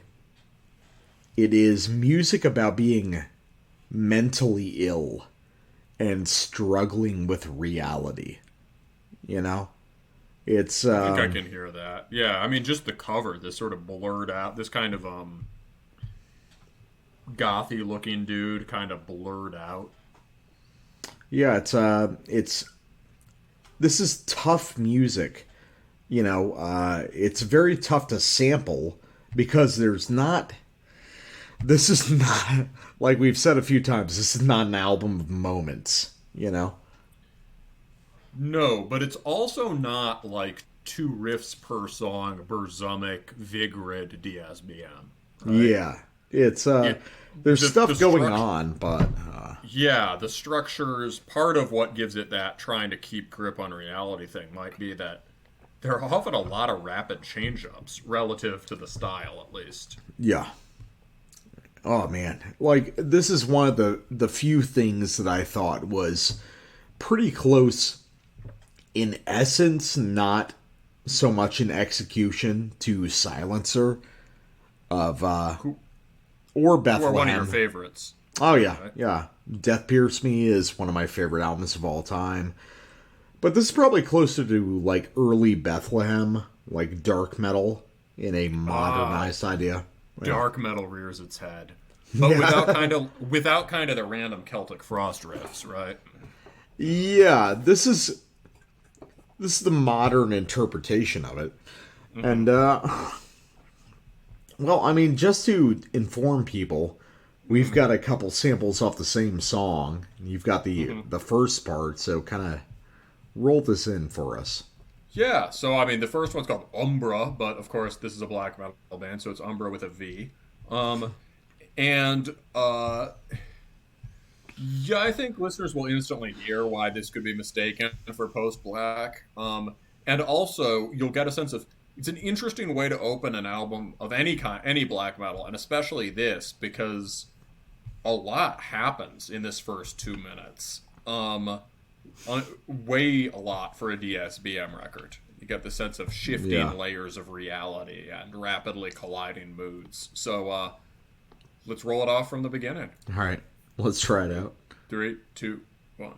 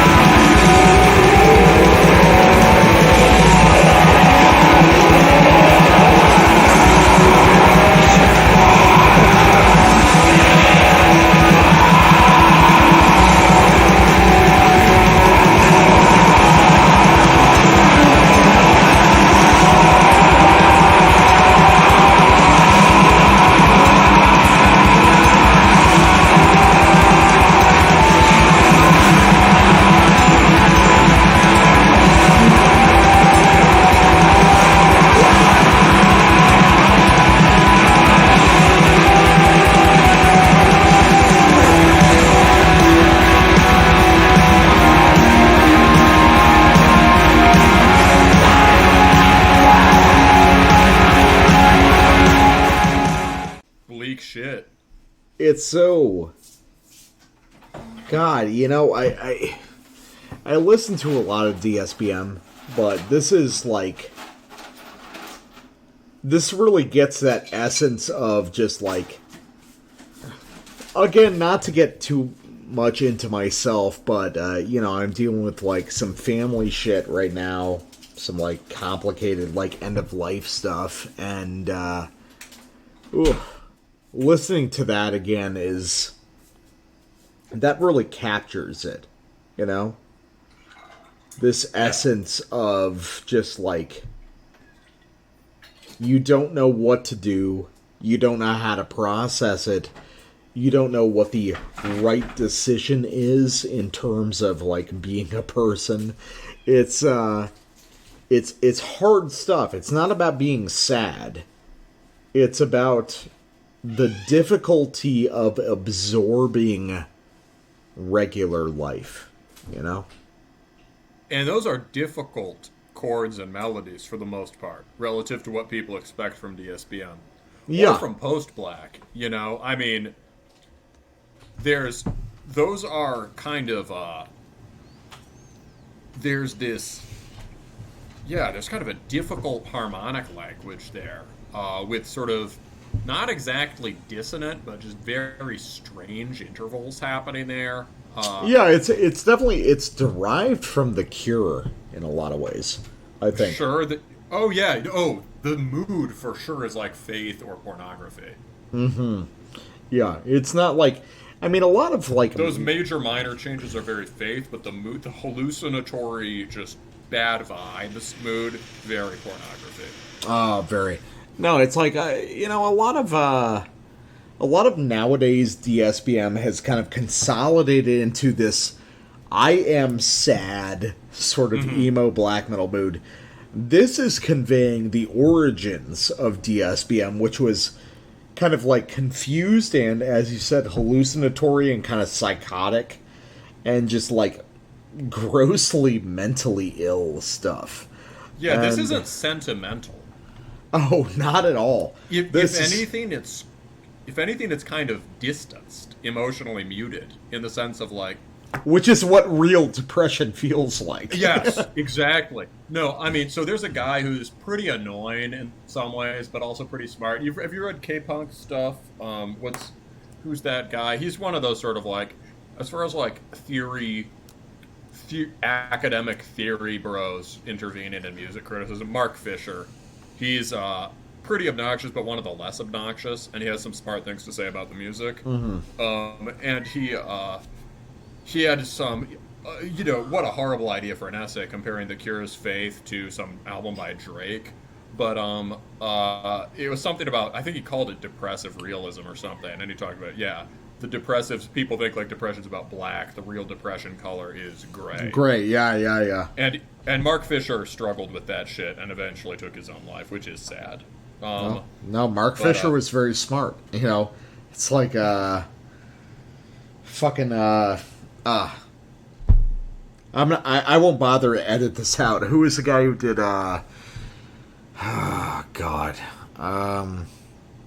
Infinite Jest? Yeah, DFW, David Foster Wallace. Yeah. He got it, man. He got it in a way. Like, oh man, this is a fucking oof. This is a weird moment. I'm gonna leave this in. So, for listeners, my family life is all fucked up right now, and I think that's one of the things that maybe grip onto this album so hard. These guys get it, the idea of depression, like Silencer, not being romantic and not being beautiful, being harsh and confusing, especially as an adult trying to figure his way through these, I'll be honest, like the end of life issues of your parents and things like that. So that's something I'm dealing with now. And listening to this record, it felt like, I love things like Nocturnal Depression or Thy Light, but that doesn't convey it. This conveys it. So let me get to my sample. You listened to this record a lot lately, right? Yeah, I've listened to this one a few times. Yeah, this is tough music. Tough music for tough times, So let's bridge off your sample here to your next one. Yeah, to mine. Oh, they're directly continuous, aren't they? Yeah, Just they are. Yeah. Okay. So let's go to the next part of Umbra, sort of a break point, right here.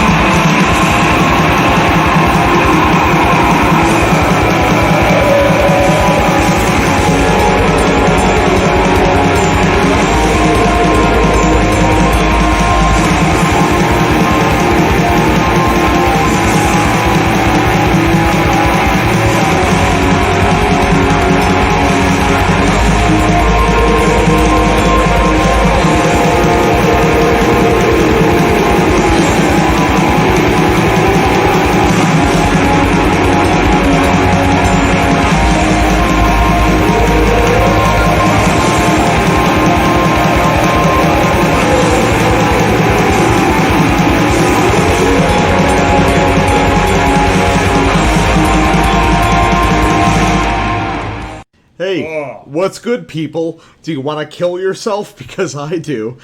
Like, Dude, that last arpeggio even come in was hard as fuck right there where I was picking up.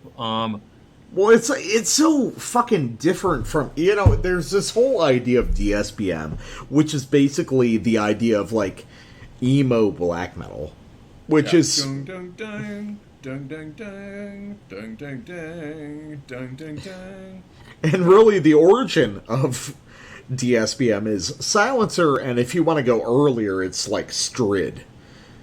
And Strid is this, like, horrible, fucking, repetitive nightmare of... Mm-hmm.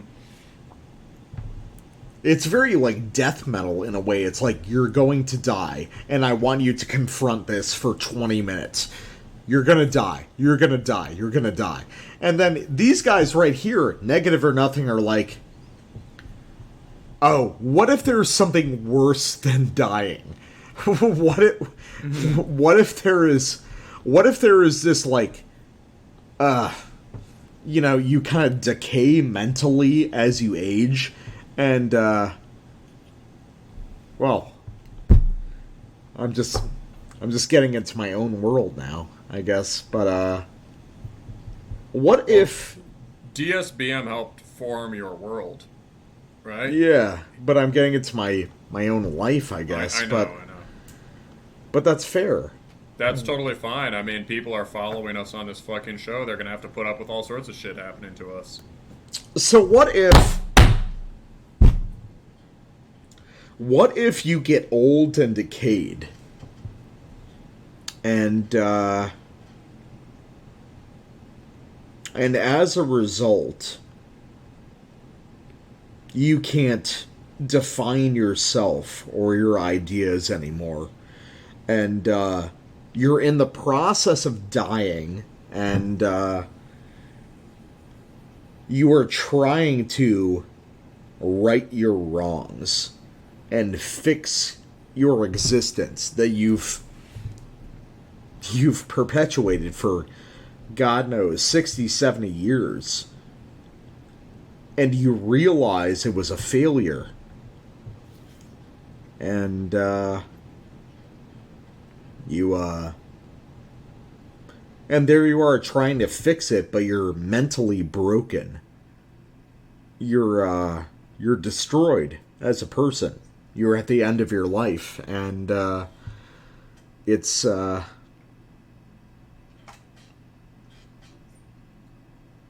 hard. And maybe there's no answer to that.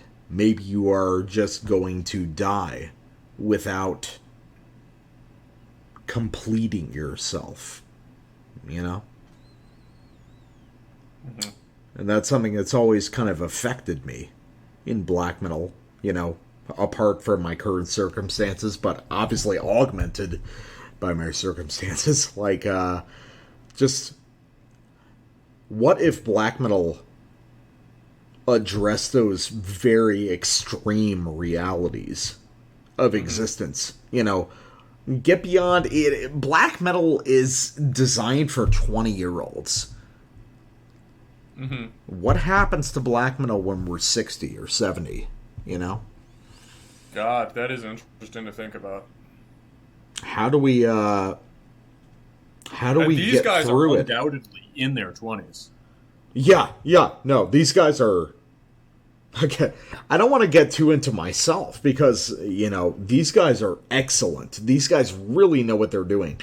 And they embrace a sort of like DSBM style from the 2000s that is basically forgotten now.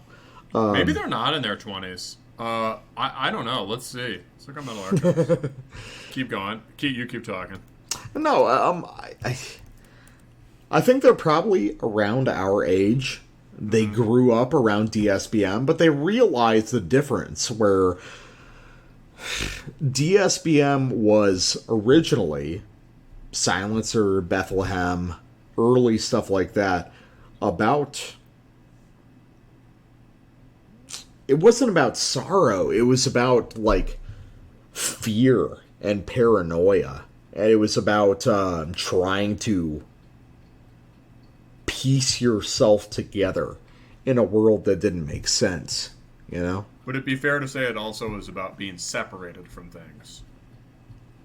Oh yeah, In its separated original from sense. reality, separated from the people you know. You interact with people at your school or your job, and you know there's a mask on your face, and intuitively inside yourself there's this fear and this dementia and this terror, and also this finality. You know, it can only end one way, you know? This lack of understanding of the people around you.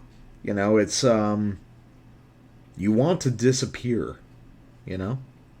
Yeah, this has that feeling, and it has that feeling of sort of wandering around a landscape connected to nobody in it. Yeah, Wandering yeah. around a place, you know. That's an important thing, yeah. I associate this with times when I've been deeply on a bizarre sleep cycle and just walking around places where I didn't really know people by myself at night, or at the beginning of night, or at the very early morning. Yeah, I get that. It's definitely got this, like, disconnected, like, Drifting. alien. Yeah. Well, It's drifting, but it's also sort of clawing through the fog, which relates to what you were saying about this horrible sense of struggle. yeah, you're trying to work through it, and it's like, it's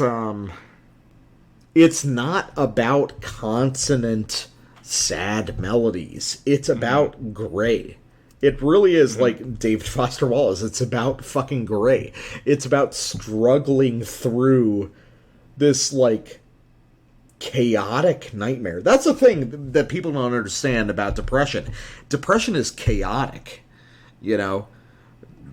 Depression that's what Jordan Peterson would say, bucko. No, but I'm... Fuck Jordan Peterson. Fuck Jordan Peterson. But I hear exactly what you mean. So keep going. Depression is chaotic. Depression is confusing, man. It's not about being sad. It's about literally not knowing what you're feeling. It's, God. Fuck, man. I remember just, like, staring at the window in my room for hours at a time, listening to Silencer and Mortician, and those two are the same band in a way, if you think about them long enough, you know. That relates to the fear thing? It's about just, it's about emptiness, you know. It's I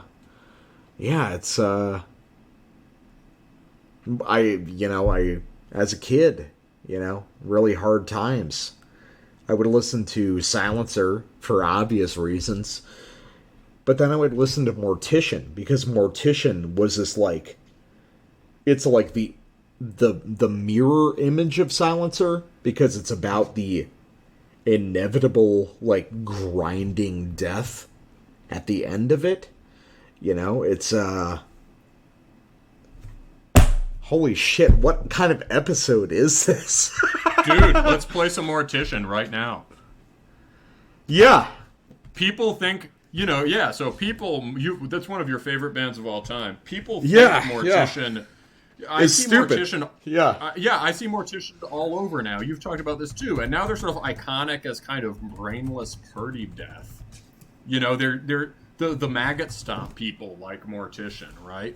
Yeah. But you hear them as just like the Ildjarn of death metal. Exactly. It's fucking... You get it. Motherfucker. Yeah. No, it's the Ildjarn of death metal. And, yeah, I'll throw in the notes right here.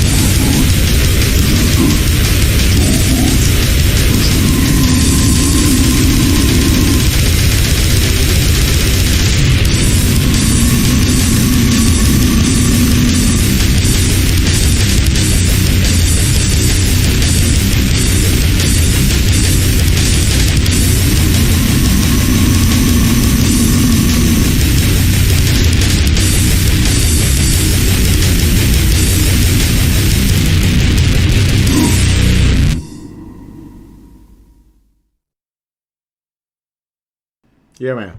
That was my shit as a really fucked up, like, late high school, early college kid. Like, Silencer and Mortician, man. Those were the things that, like, got me.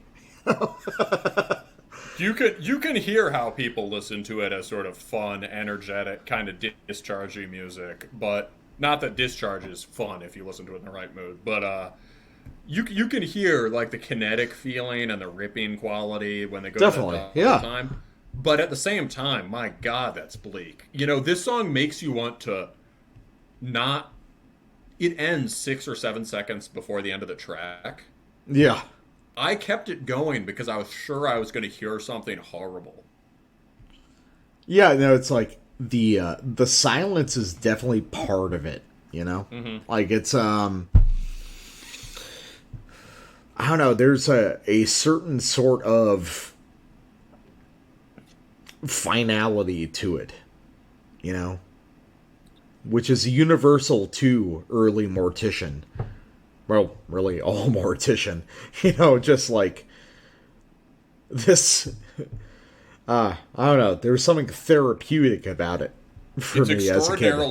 It's extraordinarily stress-inducing, but maybe if you're in the right mood, that's a good thing. You know, I never thought of it as stress-inducing. I thought of it as relieving stress. You know? It was like, it was comforting in a way. You know? Honestly, like, when I'm in a really upset mood, I will listen to Mortician, and that's comfort music for me. Is it a comfort in the sense of this? Are you just sort of, do you feel yourself identifying with it, like bleeding into this sense of finality, or do you get the sense? I think so, because honestly, like, because sometimes I will think about the possibility of myself walking on the street and getting hit by a bus and dying, and that is like comforting to my sense of mortality. You know, like the idea that something is outside of my power is something that helps me psychologically. You know, it's I can die. Any moment I can die. I can die. That's something I actually think about a lot, and it helps me get through the day. Holy shit. I can see that. Because part of the concern and depression is getting lost in yourself. And the fear, well, you talked about with this album how it evokes this kind of, and with what you've been going through, like just this fear of about trying to order your life. This fear about trying to make this wanting to make things cohere, things not cohering, this struggle to take this feeling of just like soul crushing responsibility. Yeah. And Mortician just gives you something that's totally out of your hands. It's concrete. It is absolute. It is like Saleh talked about in that interview. What is black metal? Black metal is death, death, death. You know, I mean, it's not good, but it's something I can rely on. Yeah, no, that fucking bass fuzz in the middle, that's like just flatline sound. Oh yeah, it's like it's just fucking man, it gets it. It gets it. All right, so are we gonna finish this DSBM review? We got 2 more samples. Yeah, we should probably do that. So, this has been very therapeutic, honestly. Thank you. Good. This has been good for me. So, to get to this album, which is a very good album, I got a sample from a track called Insomnus, and this is a very cool track. God, honestly, I'm like, oof, I feel a lot better now. But, Good, bro. So, Insomnus. Let's check this track out, which has a really interesting sort of like accidentally progressive idea on guitar. So let's check this shit out.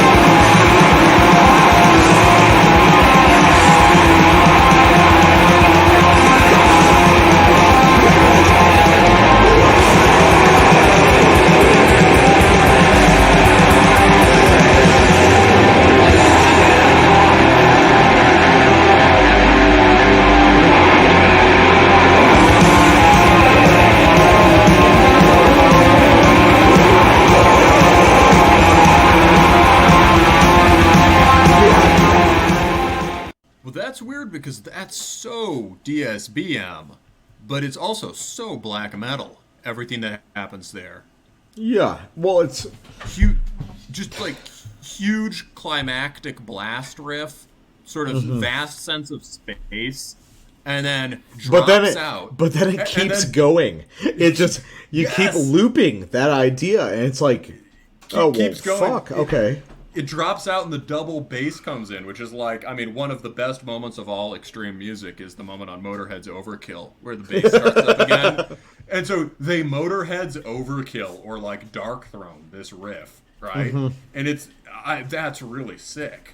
So what does this speak to you? You were saying while we were listening. Well, it's just like,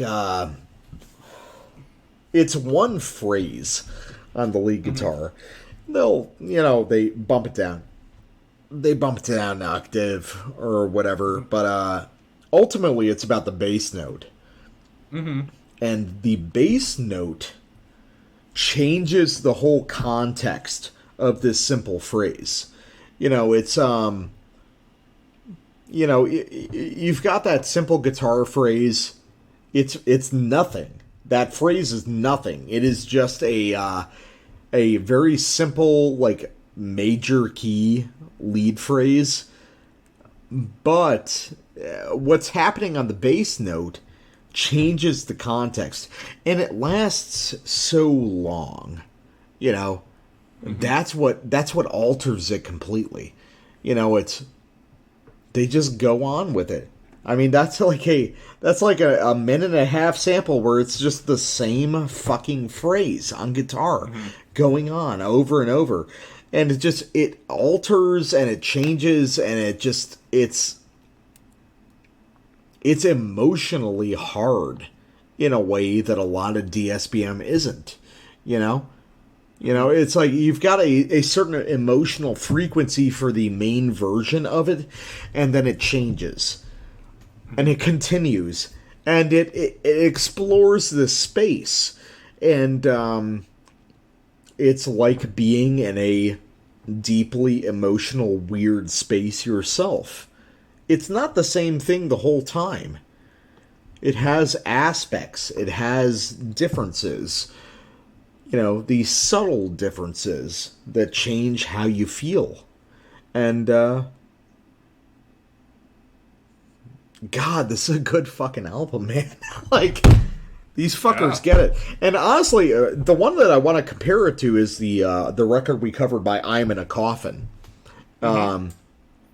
Which had a similar idea of, like, a full understanding of, like, a real emotional turmoil. Just like... That had much prettier melodies. Much that more was, sort of like... Yeah, that was like sentimentalism. Yeah, that was a prettier album. But I think these guys are kind of operating on similar wavelengths, I get what you mean. Yeah, those are people using the more sentimental side of DSBM and driving it, putting it into overdrive in a kind of crazed way that makes it end up kind of near...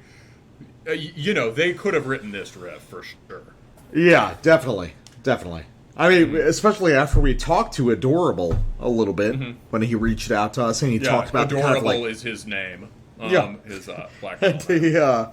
He talked about the kind of like improvisational way that they made songs, which is on one hand very understandable and on the other hand insane because they're such good songs, But you've got a final sample. So. Yeah, nothing. Like you said, this is a difficult record to sample. You have far more of an ear for the style than I do. So, I just chose something off the last track, Intransitive, which really shows more of this kind of minimal arpeggio work. And I think this also is a phrase that could be indulgent, but instead is kind of harder than you'd expect for DSBM. And there's this beautiful, lots of subtle change in the bass note and a beautiful lift at the end of it. And I don't have anything more to say about this, so after this, you will either leave it to you to wrap it up or just wrap this segment up. But it's all good, man. So from Intransitive, let's go. Yeah.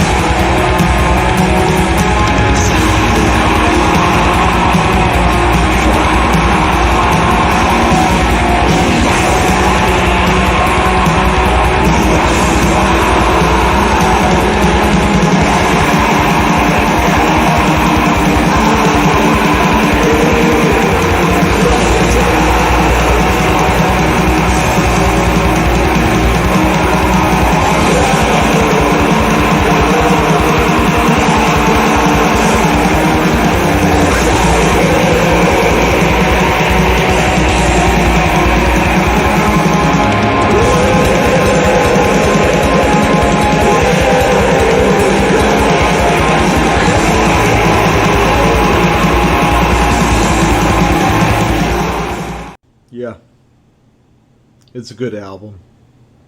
We'll be back with another record. All right.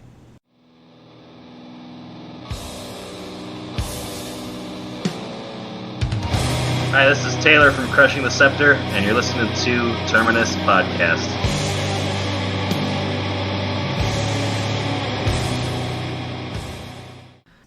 I guess nobody's really done that before.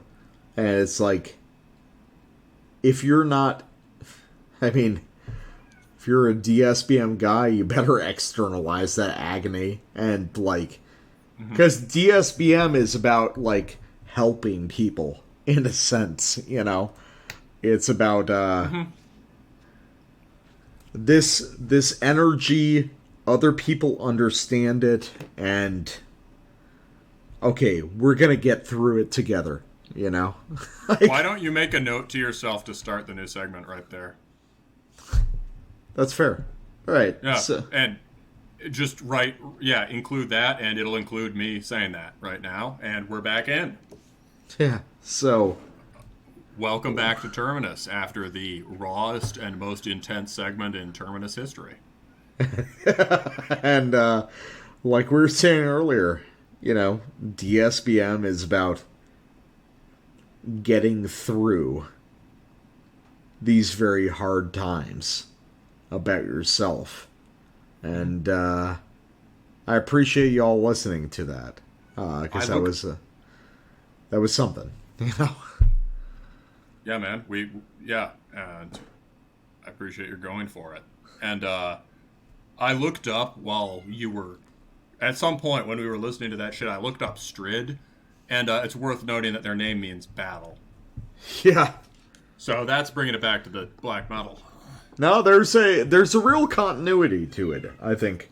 Yeah, and I think they did- we'll find something continuity on this final record tonight, actually. Absolutely. So this is another one of your picks. Yeah, it's Dearthe or Dearthe. It's a It's very just Dearthe with an E on the end. Yeah. You know, it's Yeah. Dearthe. Dearthe with Dispirited Obscurity, and these guys are from Australia, and God, I found this as a very random pick at the end of the day the other day, and I'm pretty impressed by these guys. So how would we describe this? Because this is sort of like melodic black metal, but there is a sort of overarching depressive feel to it. Would you agree? Yeah. I think that this is part of a pretty uniquely Australian scene.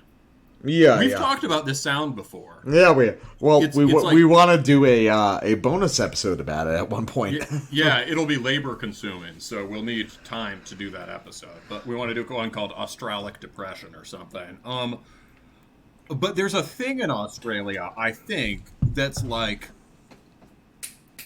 DSBM and raw heathen black metal are like the same thing there. Yeah. And so you get this confluence of very depressive, droning ideas with kind of more noble, warlike melodies than you'd normally expect on something like that. And aside from that, you get that really early Drown in the Light, at least. It could almost be some sort of forgotten pagan black metal band. It kind of is. Some of the lyrics are that. Abyssic Hate, many of you will know for Suicidal Emotions. Again, Suicidal Emotions is an iconic DSBM record, but it's also crushing. Yeah. And sounds kind of like Hate Forest or something, but prettier. And the early Abyssic Hate is just ripping sort of Darkthrone black metal. Sounds completely different. Also, a band, I don't know, there's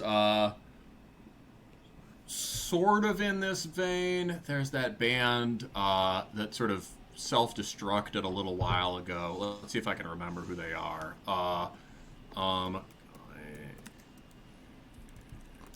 I'm gonna get it right now. Advent Sorrow.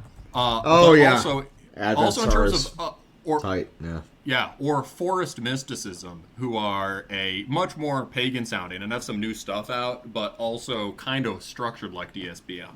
But I think Dearthe fits somewhere in that, but it's way more burly, right? This is sort of meaty, intense stuff. So how did you find it, or what drew you to it? So, I really appreciate the whole depressive vibe, as we probably established on the last segment.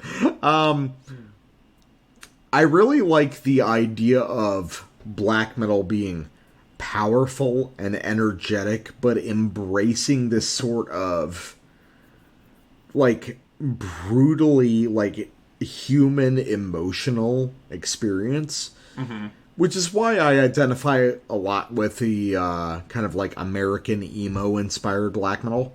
Mm-hmm. But Dearthe, on the other hand, is... I get the idea of this. There is there's this whole confluence of influences to this band. You know, you'll hear Swedish ideas, and you'll hear Finnish ideas, and you'll hear kind of like Slavic ideas as well as DSBM. I think DSBM... I hear a lot of Slavic and DSBM. That's mostly what I hear. I think the DSBM is the kind of wrapper around the whole thing. You know? Which is something that's more like from the like early 2010s. This sort of like DSBM aesthetic to it.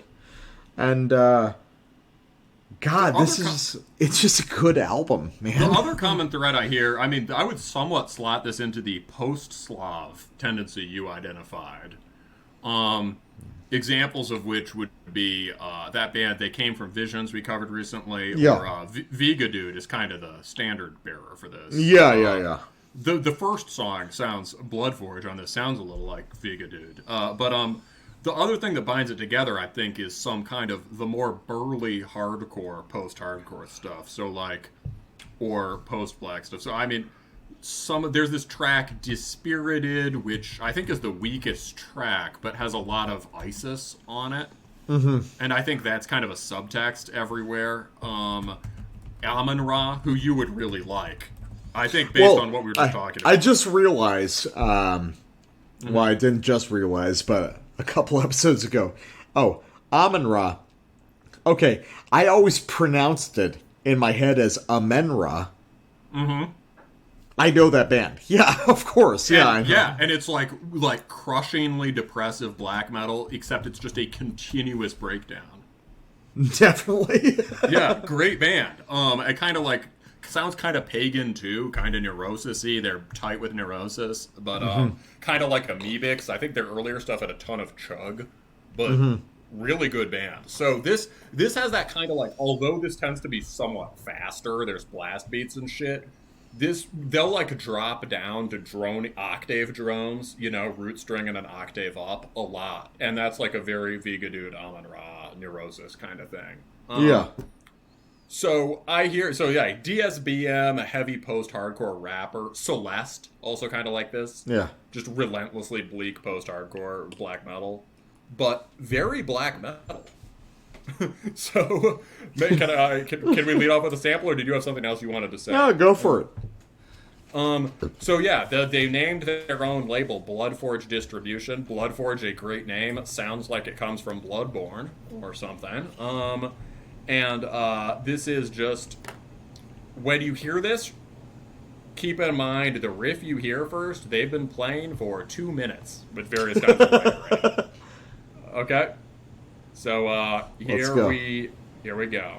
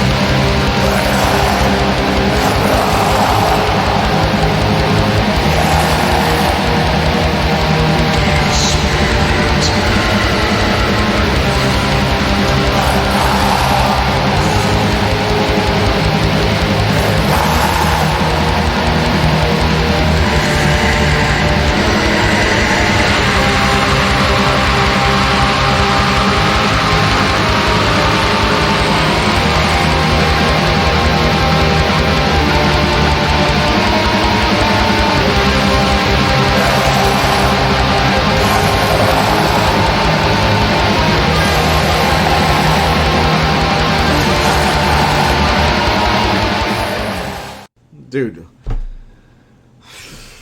Each time I hear that song, I like it better. Well, that's almost like a brutal death thing, where it's like that, like insanely brutal high vocal screech at the end there is like, no, that is what we all need to be doing in black metal, you know? The vocals are, yeah, he goes hard on the vocals. Oh yeah, they're super extreme, and like, it's 2020. Why are we doing like generic vocals now? Bro, it's the current year. Yeah, Catch bro. up. It's, it is the current year. Why are we not going as hard as possible? Just like ultra extreme black metal vocals, and yeah, this album is packed Which with we them. should have said the last record too had some very Negative or extreme Nothing. vocals. Yeah, Negative or Nothing has outstanding vocals. That's just like both Yeah. guys and possibly all their friends were standing in a bathroom trying to sound like demons. Just like shrieking in the background The whole throughout record. all the songs. Yeah. But this just has a very commanding, manly presence. This record is, so what do I like about this? God, you know, that break. So the first riff is just a pretty solid... Yeah, I guess what I like about this emotionally, well, I was talking before, like how leaving aside this new sort of solar metal thing, which I really like, other than that, black metal should be bleak and grim. Yeah. Even when it's triumphant. And this song has some of that triumphant feel, but it's bleak. And it's got that sort of sprawling kind of dark druid riff at the beginning, and then cuts, shifts to 6/8, you get this lilting emotive riff over the slow blast, cuts again, blasts it, and God, it flies. That soars. Yeah. It definitely does. Yeah. Like, there's an advanced idea of songwriting on this record. I don't think it's, like, completely formed yet. There's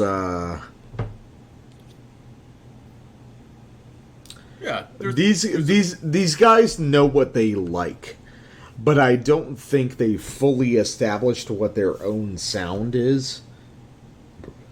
Yeah, I like that each track on this has a pretty distinct identity. You could be like, oh, Yeah. this is the track where that happens, but it's still a little bit disparate, right? It's still... Yeah, definitely. Oh, it's like they're smart guys. They know how black metal works, but they are trying to find what is Dearthe. They've got all these kind of like paradigms and ideas involved from all these different segments, but how do we make this band here? How do we make a defining statement? You know? They've got the mood, and now they're just... It's like, in some sense, they've got the hard part, and now they're working on figuring out the... They've got, like, the language, and now they need, like, sentences or something. Yeah. I don't know. You know what I mean? I get It's you. like... So, like, Dispirited, I think, is probably the weakest, just in the sense that it has these kind of, like, just kind of bad vibes ISIS riffs. Yeah. And I think that influence is really good. I think the subtext of rumbling, heavy post-hardcore that hits at other places throughout this record is really effective. I would just say you don't need it to be on the surface in the way it is on the second track. You know what I mean? Yeah, I get that. Yeah. And So, you can bring it in at certain places. So let's go to your sample. Yeah. So my sample is off the.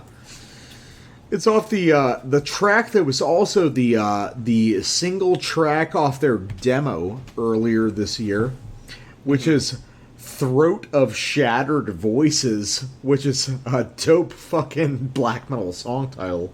All right. So let's check out about like halfway through this track. It's a long one. It's about 8 minutes, so let's try it out.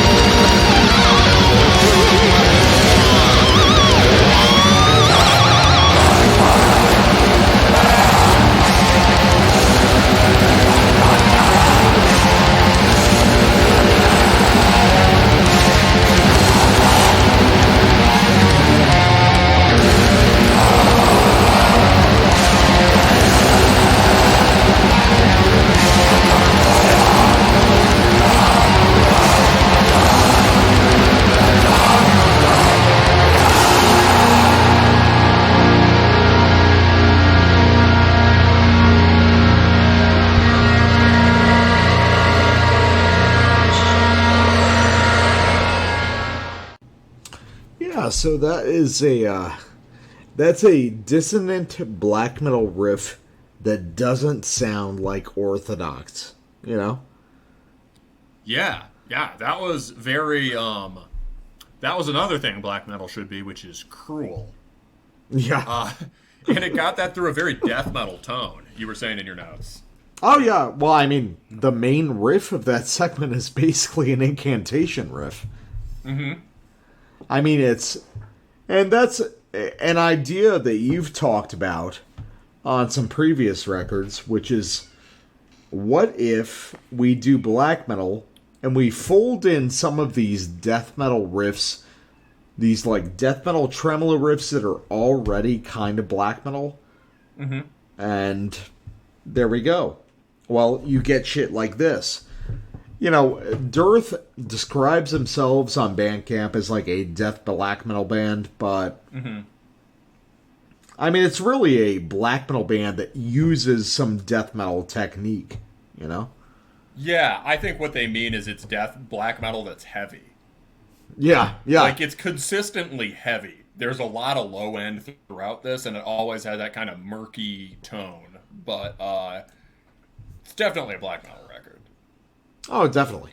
Like, and, but I like that idea. I like the idea of, let's take this sort of, like, nasty occult death metal, fold that into black metal, and, I mean, it doesn't sound incongruous, does it? Like...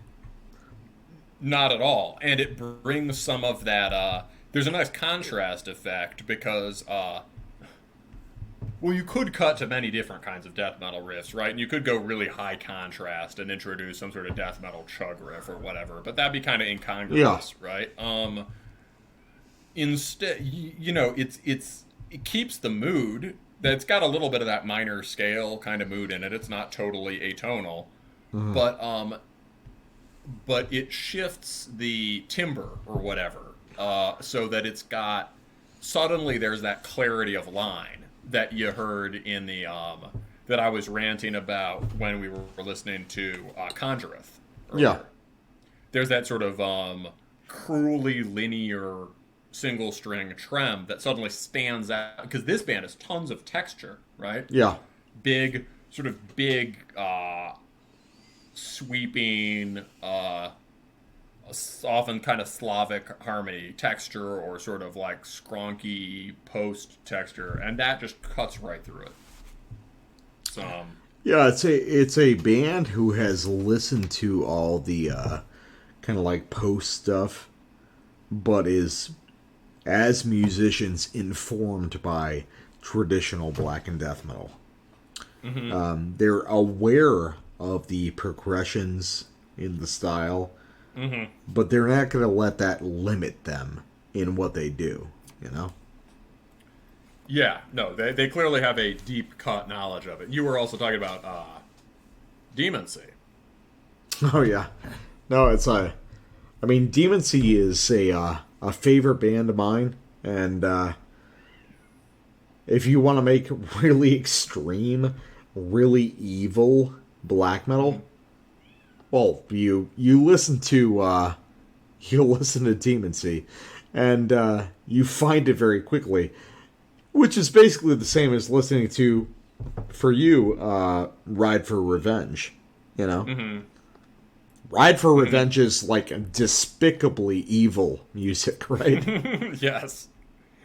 Yeah, and this has got, they do a Demoncy cover at the end, so you can hear that. Yeah. Definitely. So what's your, okay, so we just did yours. Do you have anything more about that sample? No, go ahead. You've got right. You got the next one, right? Hallways of Ruin. So here they are using chug in a way that is pretty death metal, but in a way that makes sense, and also pretty hardcore-y. Yes, there will eventually be chug. But let's just roll in. I spoiled the surprise, but who cares? The Hallways of Ruin, from the back end of Hallways of Ruin. All right, let's go.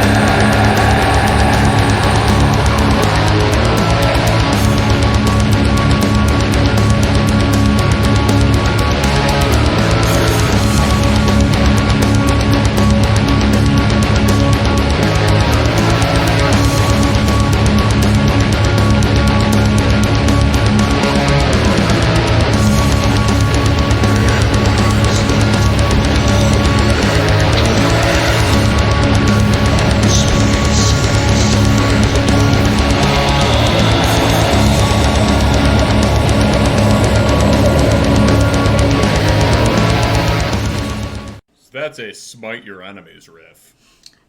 Very, very sword-oriented. Oh, man. Yeah. Highly sword-oriented. It's, I get that. It's like, this is, I mean, in a sense, this is sort of like full-spectrum black metal, in a way.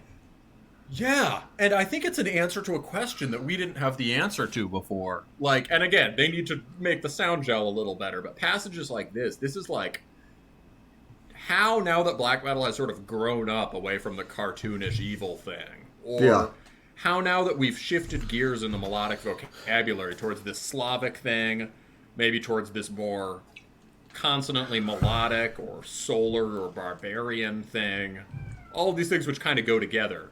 Yeah. How do you make evil black metal? Or how do you make black metal that's at least bleak and severe? Right? Yeah. This isn't exactly evil, but it's bleak and severe. Yeah, that's fair. And this is how you do it, my God. You know, that drone riff in the middle, which you can hear it comes sort of from Hate Forest, but it sounds nothing like a Hate Forest riff. Yeah. Yeah. So what else struck you about that? Well, I mean, obviously, the big thing is that giant death metal chug riff. Yeah, boy. Which is like, I mean, that should not just be a death metal technique. You know, right. That should be available for everybody. You know, like, yes, and the fact that it was left out was left out. It was omitted from BM out of that kind of productive reactivity. You know, like fuck Scott Burns, right? Yeah. But like, it's high time we brought it back in. Oh, definitely. Like, how do we make black metal heavy? And how do we make black metal intense in a way that death metal already is, but we can bridge it to our own style, you know? How do we make black metal heavy in a way that is unique to itself? And in a way that it hasn't been in a long time, right? Yeah. Because, like, early Emperor is heavy, right? Dark Throne is heavy. Oh, yeah, and I that's all talked this about kind of, Demoncy. like, Demoncy is very heavy. Yeah, Hate Forest is heavy. But that's all this kind of crushing power chord thing that at its time is very influenced by death metal and Slayer. And also just doesn't, given the developments in the guitar style, just would stick out like a sore thumb to some degree if you do it now, except for the Hate Forest variant on it, really. Because then they think it's Droog. Yeah, exactly. Yeah, Hate Forest blends into this more textured guitar style, and the blasting style for this band is all a very good example of how you use this more textured guitar style to create stuff that has that heft.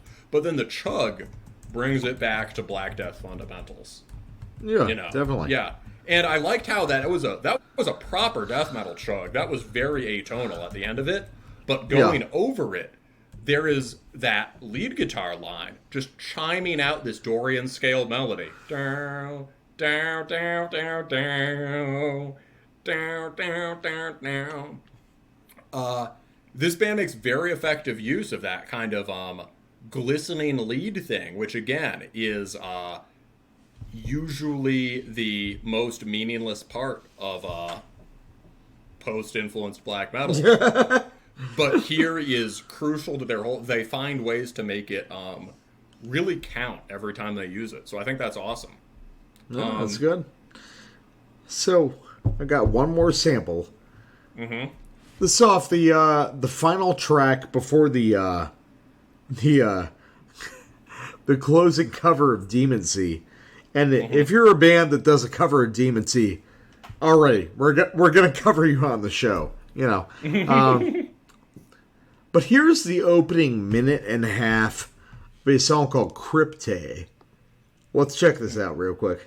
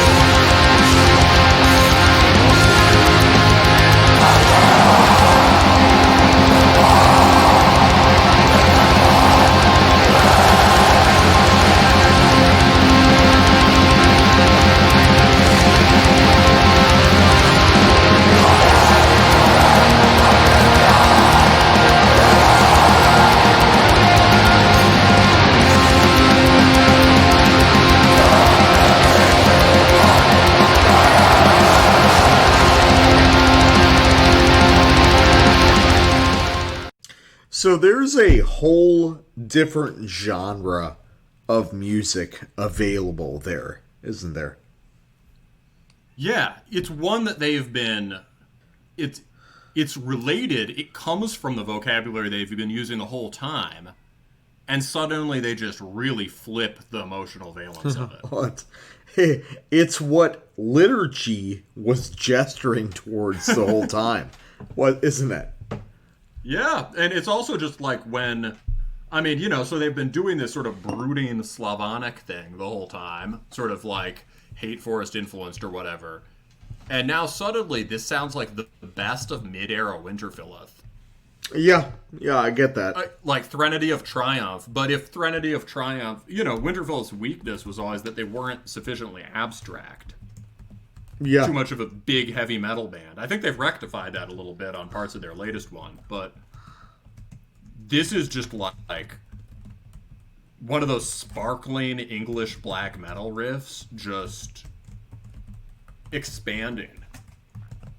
I mean, is it even a black metal riff? It's just a block chord and then a different block chord. Like Yeah, there's black no metal riff. Is it? I mean, Yeah, like this is the power chord and a power chord. You know, crossing Nothing happens. The Triangle of Flames, a black metal riff. You know. yeah, okay, yeah. Yeah. No, it's just like it's. But you get what I'm saying. Yeah, I mean, it's not metal. You know, crossing the Triangle of Flames isn't metal. Yeah, it's like, but that is like, that's literally two giant block chords for 4 measures apiece. It's like, man, which Sounds, I love. It sounds vast. It's extreme.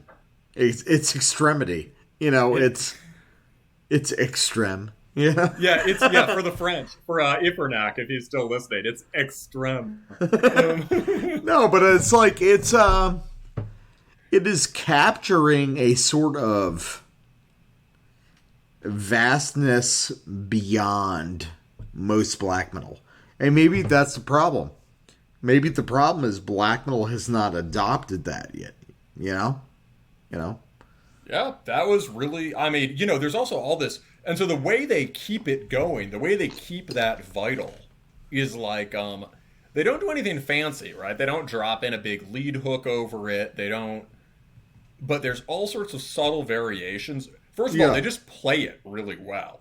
Yeah. I mean, you could play that in a way that sounded dead, but he's tremming the fuck out of it. Yeah. And there's little ebbs and flows in how he's playing it. There's also, again, that second guitar making these kinds of like, it's almost below the ear threshold, but there's all this kind of like glimmering chord stuff happening behind it. And then the drums just drive it so hard. They switch up, a thing that's really underused in BM is the Slaughter of the Soul beat. Mm-hmm. And he uses that at the end. You switch from the rolling 6/8 to a driving punk beat 6/8. And suddenly it's so fast. Yeah. You know, very like horseback Riders of Rohan feeling, right? It's really good. And you had some interesting thoughts about how this works structurally through the rest of the song. Well, I had the idea that, so what's interesting to me about this song is like, I mean, it's basically opening with a climax, right? Like, yeah, and it's the climax of the record. Yeah, it is. And, so, alright, so we open this, like, 8-minute song with a climax. Mm-hmm. What do? Well, we deconstruct it from there. And we reconstruct the song like 3 minutes in, you know? Like, slowly we peel back the layers of this big climax that opens the song. And then, how do we get back there? Well, it's this very, like, involved, convoluted process where you're, like, adding little bits here and there. And, ultimately arriving back at it. And It's outstanding. It's a Yeah, real like effort that no one will give a shit about apart from people like us, you know? Yeah, they do a good. They do it so, right. The song would be less if they dropped off the climax at any point. You know what I mean? Yeah. But they never really let go of that melodic idea. It's, you know what it's like? It's like you it's something like the Ship of Theseus paradox, or one of those things that neckbeards like. But like just the image, say, I don't know, the image of like it's like they never change the superstructure that much, but as the riff is moving, they're changing everything else under it. And they're changing all of the voicings and the rhythmic ideas and the, arrangement things. They break it up a little bit. But there's always some continuity with the original big chorus riff. And then it comes back. And I've also got to say, for my part at the end, something that really adds to it is something that happened, again, really skillful work with that second guitar that I'd like to hear more of, is this, you hear it a few more times on this record, in particular, arpeggiated stuff cascading down over the chords. And it's like, it has this kind of gothy quality to it. And definitely. They're going so fast, but like it's extreme metal. They're going so fast that they blur. Yeah. Which is really good. It has this kind of unreplicable quality. You can't hum it. It sounds supernatural. Super extreme Cure. Yeah, or Fields of the Nephilim is what I was thinking of when I think of this certain kind of opening tonality, cascading arpeggios. And it's really good. They do it in a breakdown somewhere too. But that idea there towards the end of the track, this sort of descending riffs with these rolling glissando trem over it, I'd love to hear them develop that as an idea. Oh, definitely. I think this is a band with, like, serious potential. They just need to, like, find their own style a little bit more, and they will be killing it from here out. Yeah, I'll listen to this again, and honestly, like, I hope to hear more from them soon. They'll probably become a Terminus standby, you know? Yeah, probably. Right? So, very good record. But for the outro, let's get to some, I don't know, like, obscure shit nobody's heard.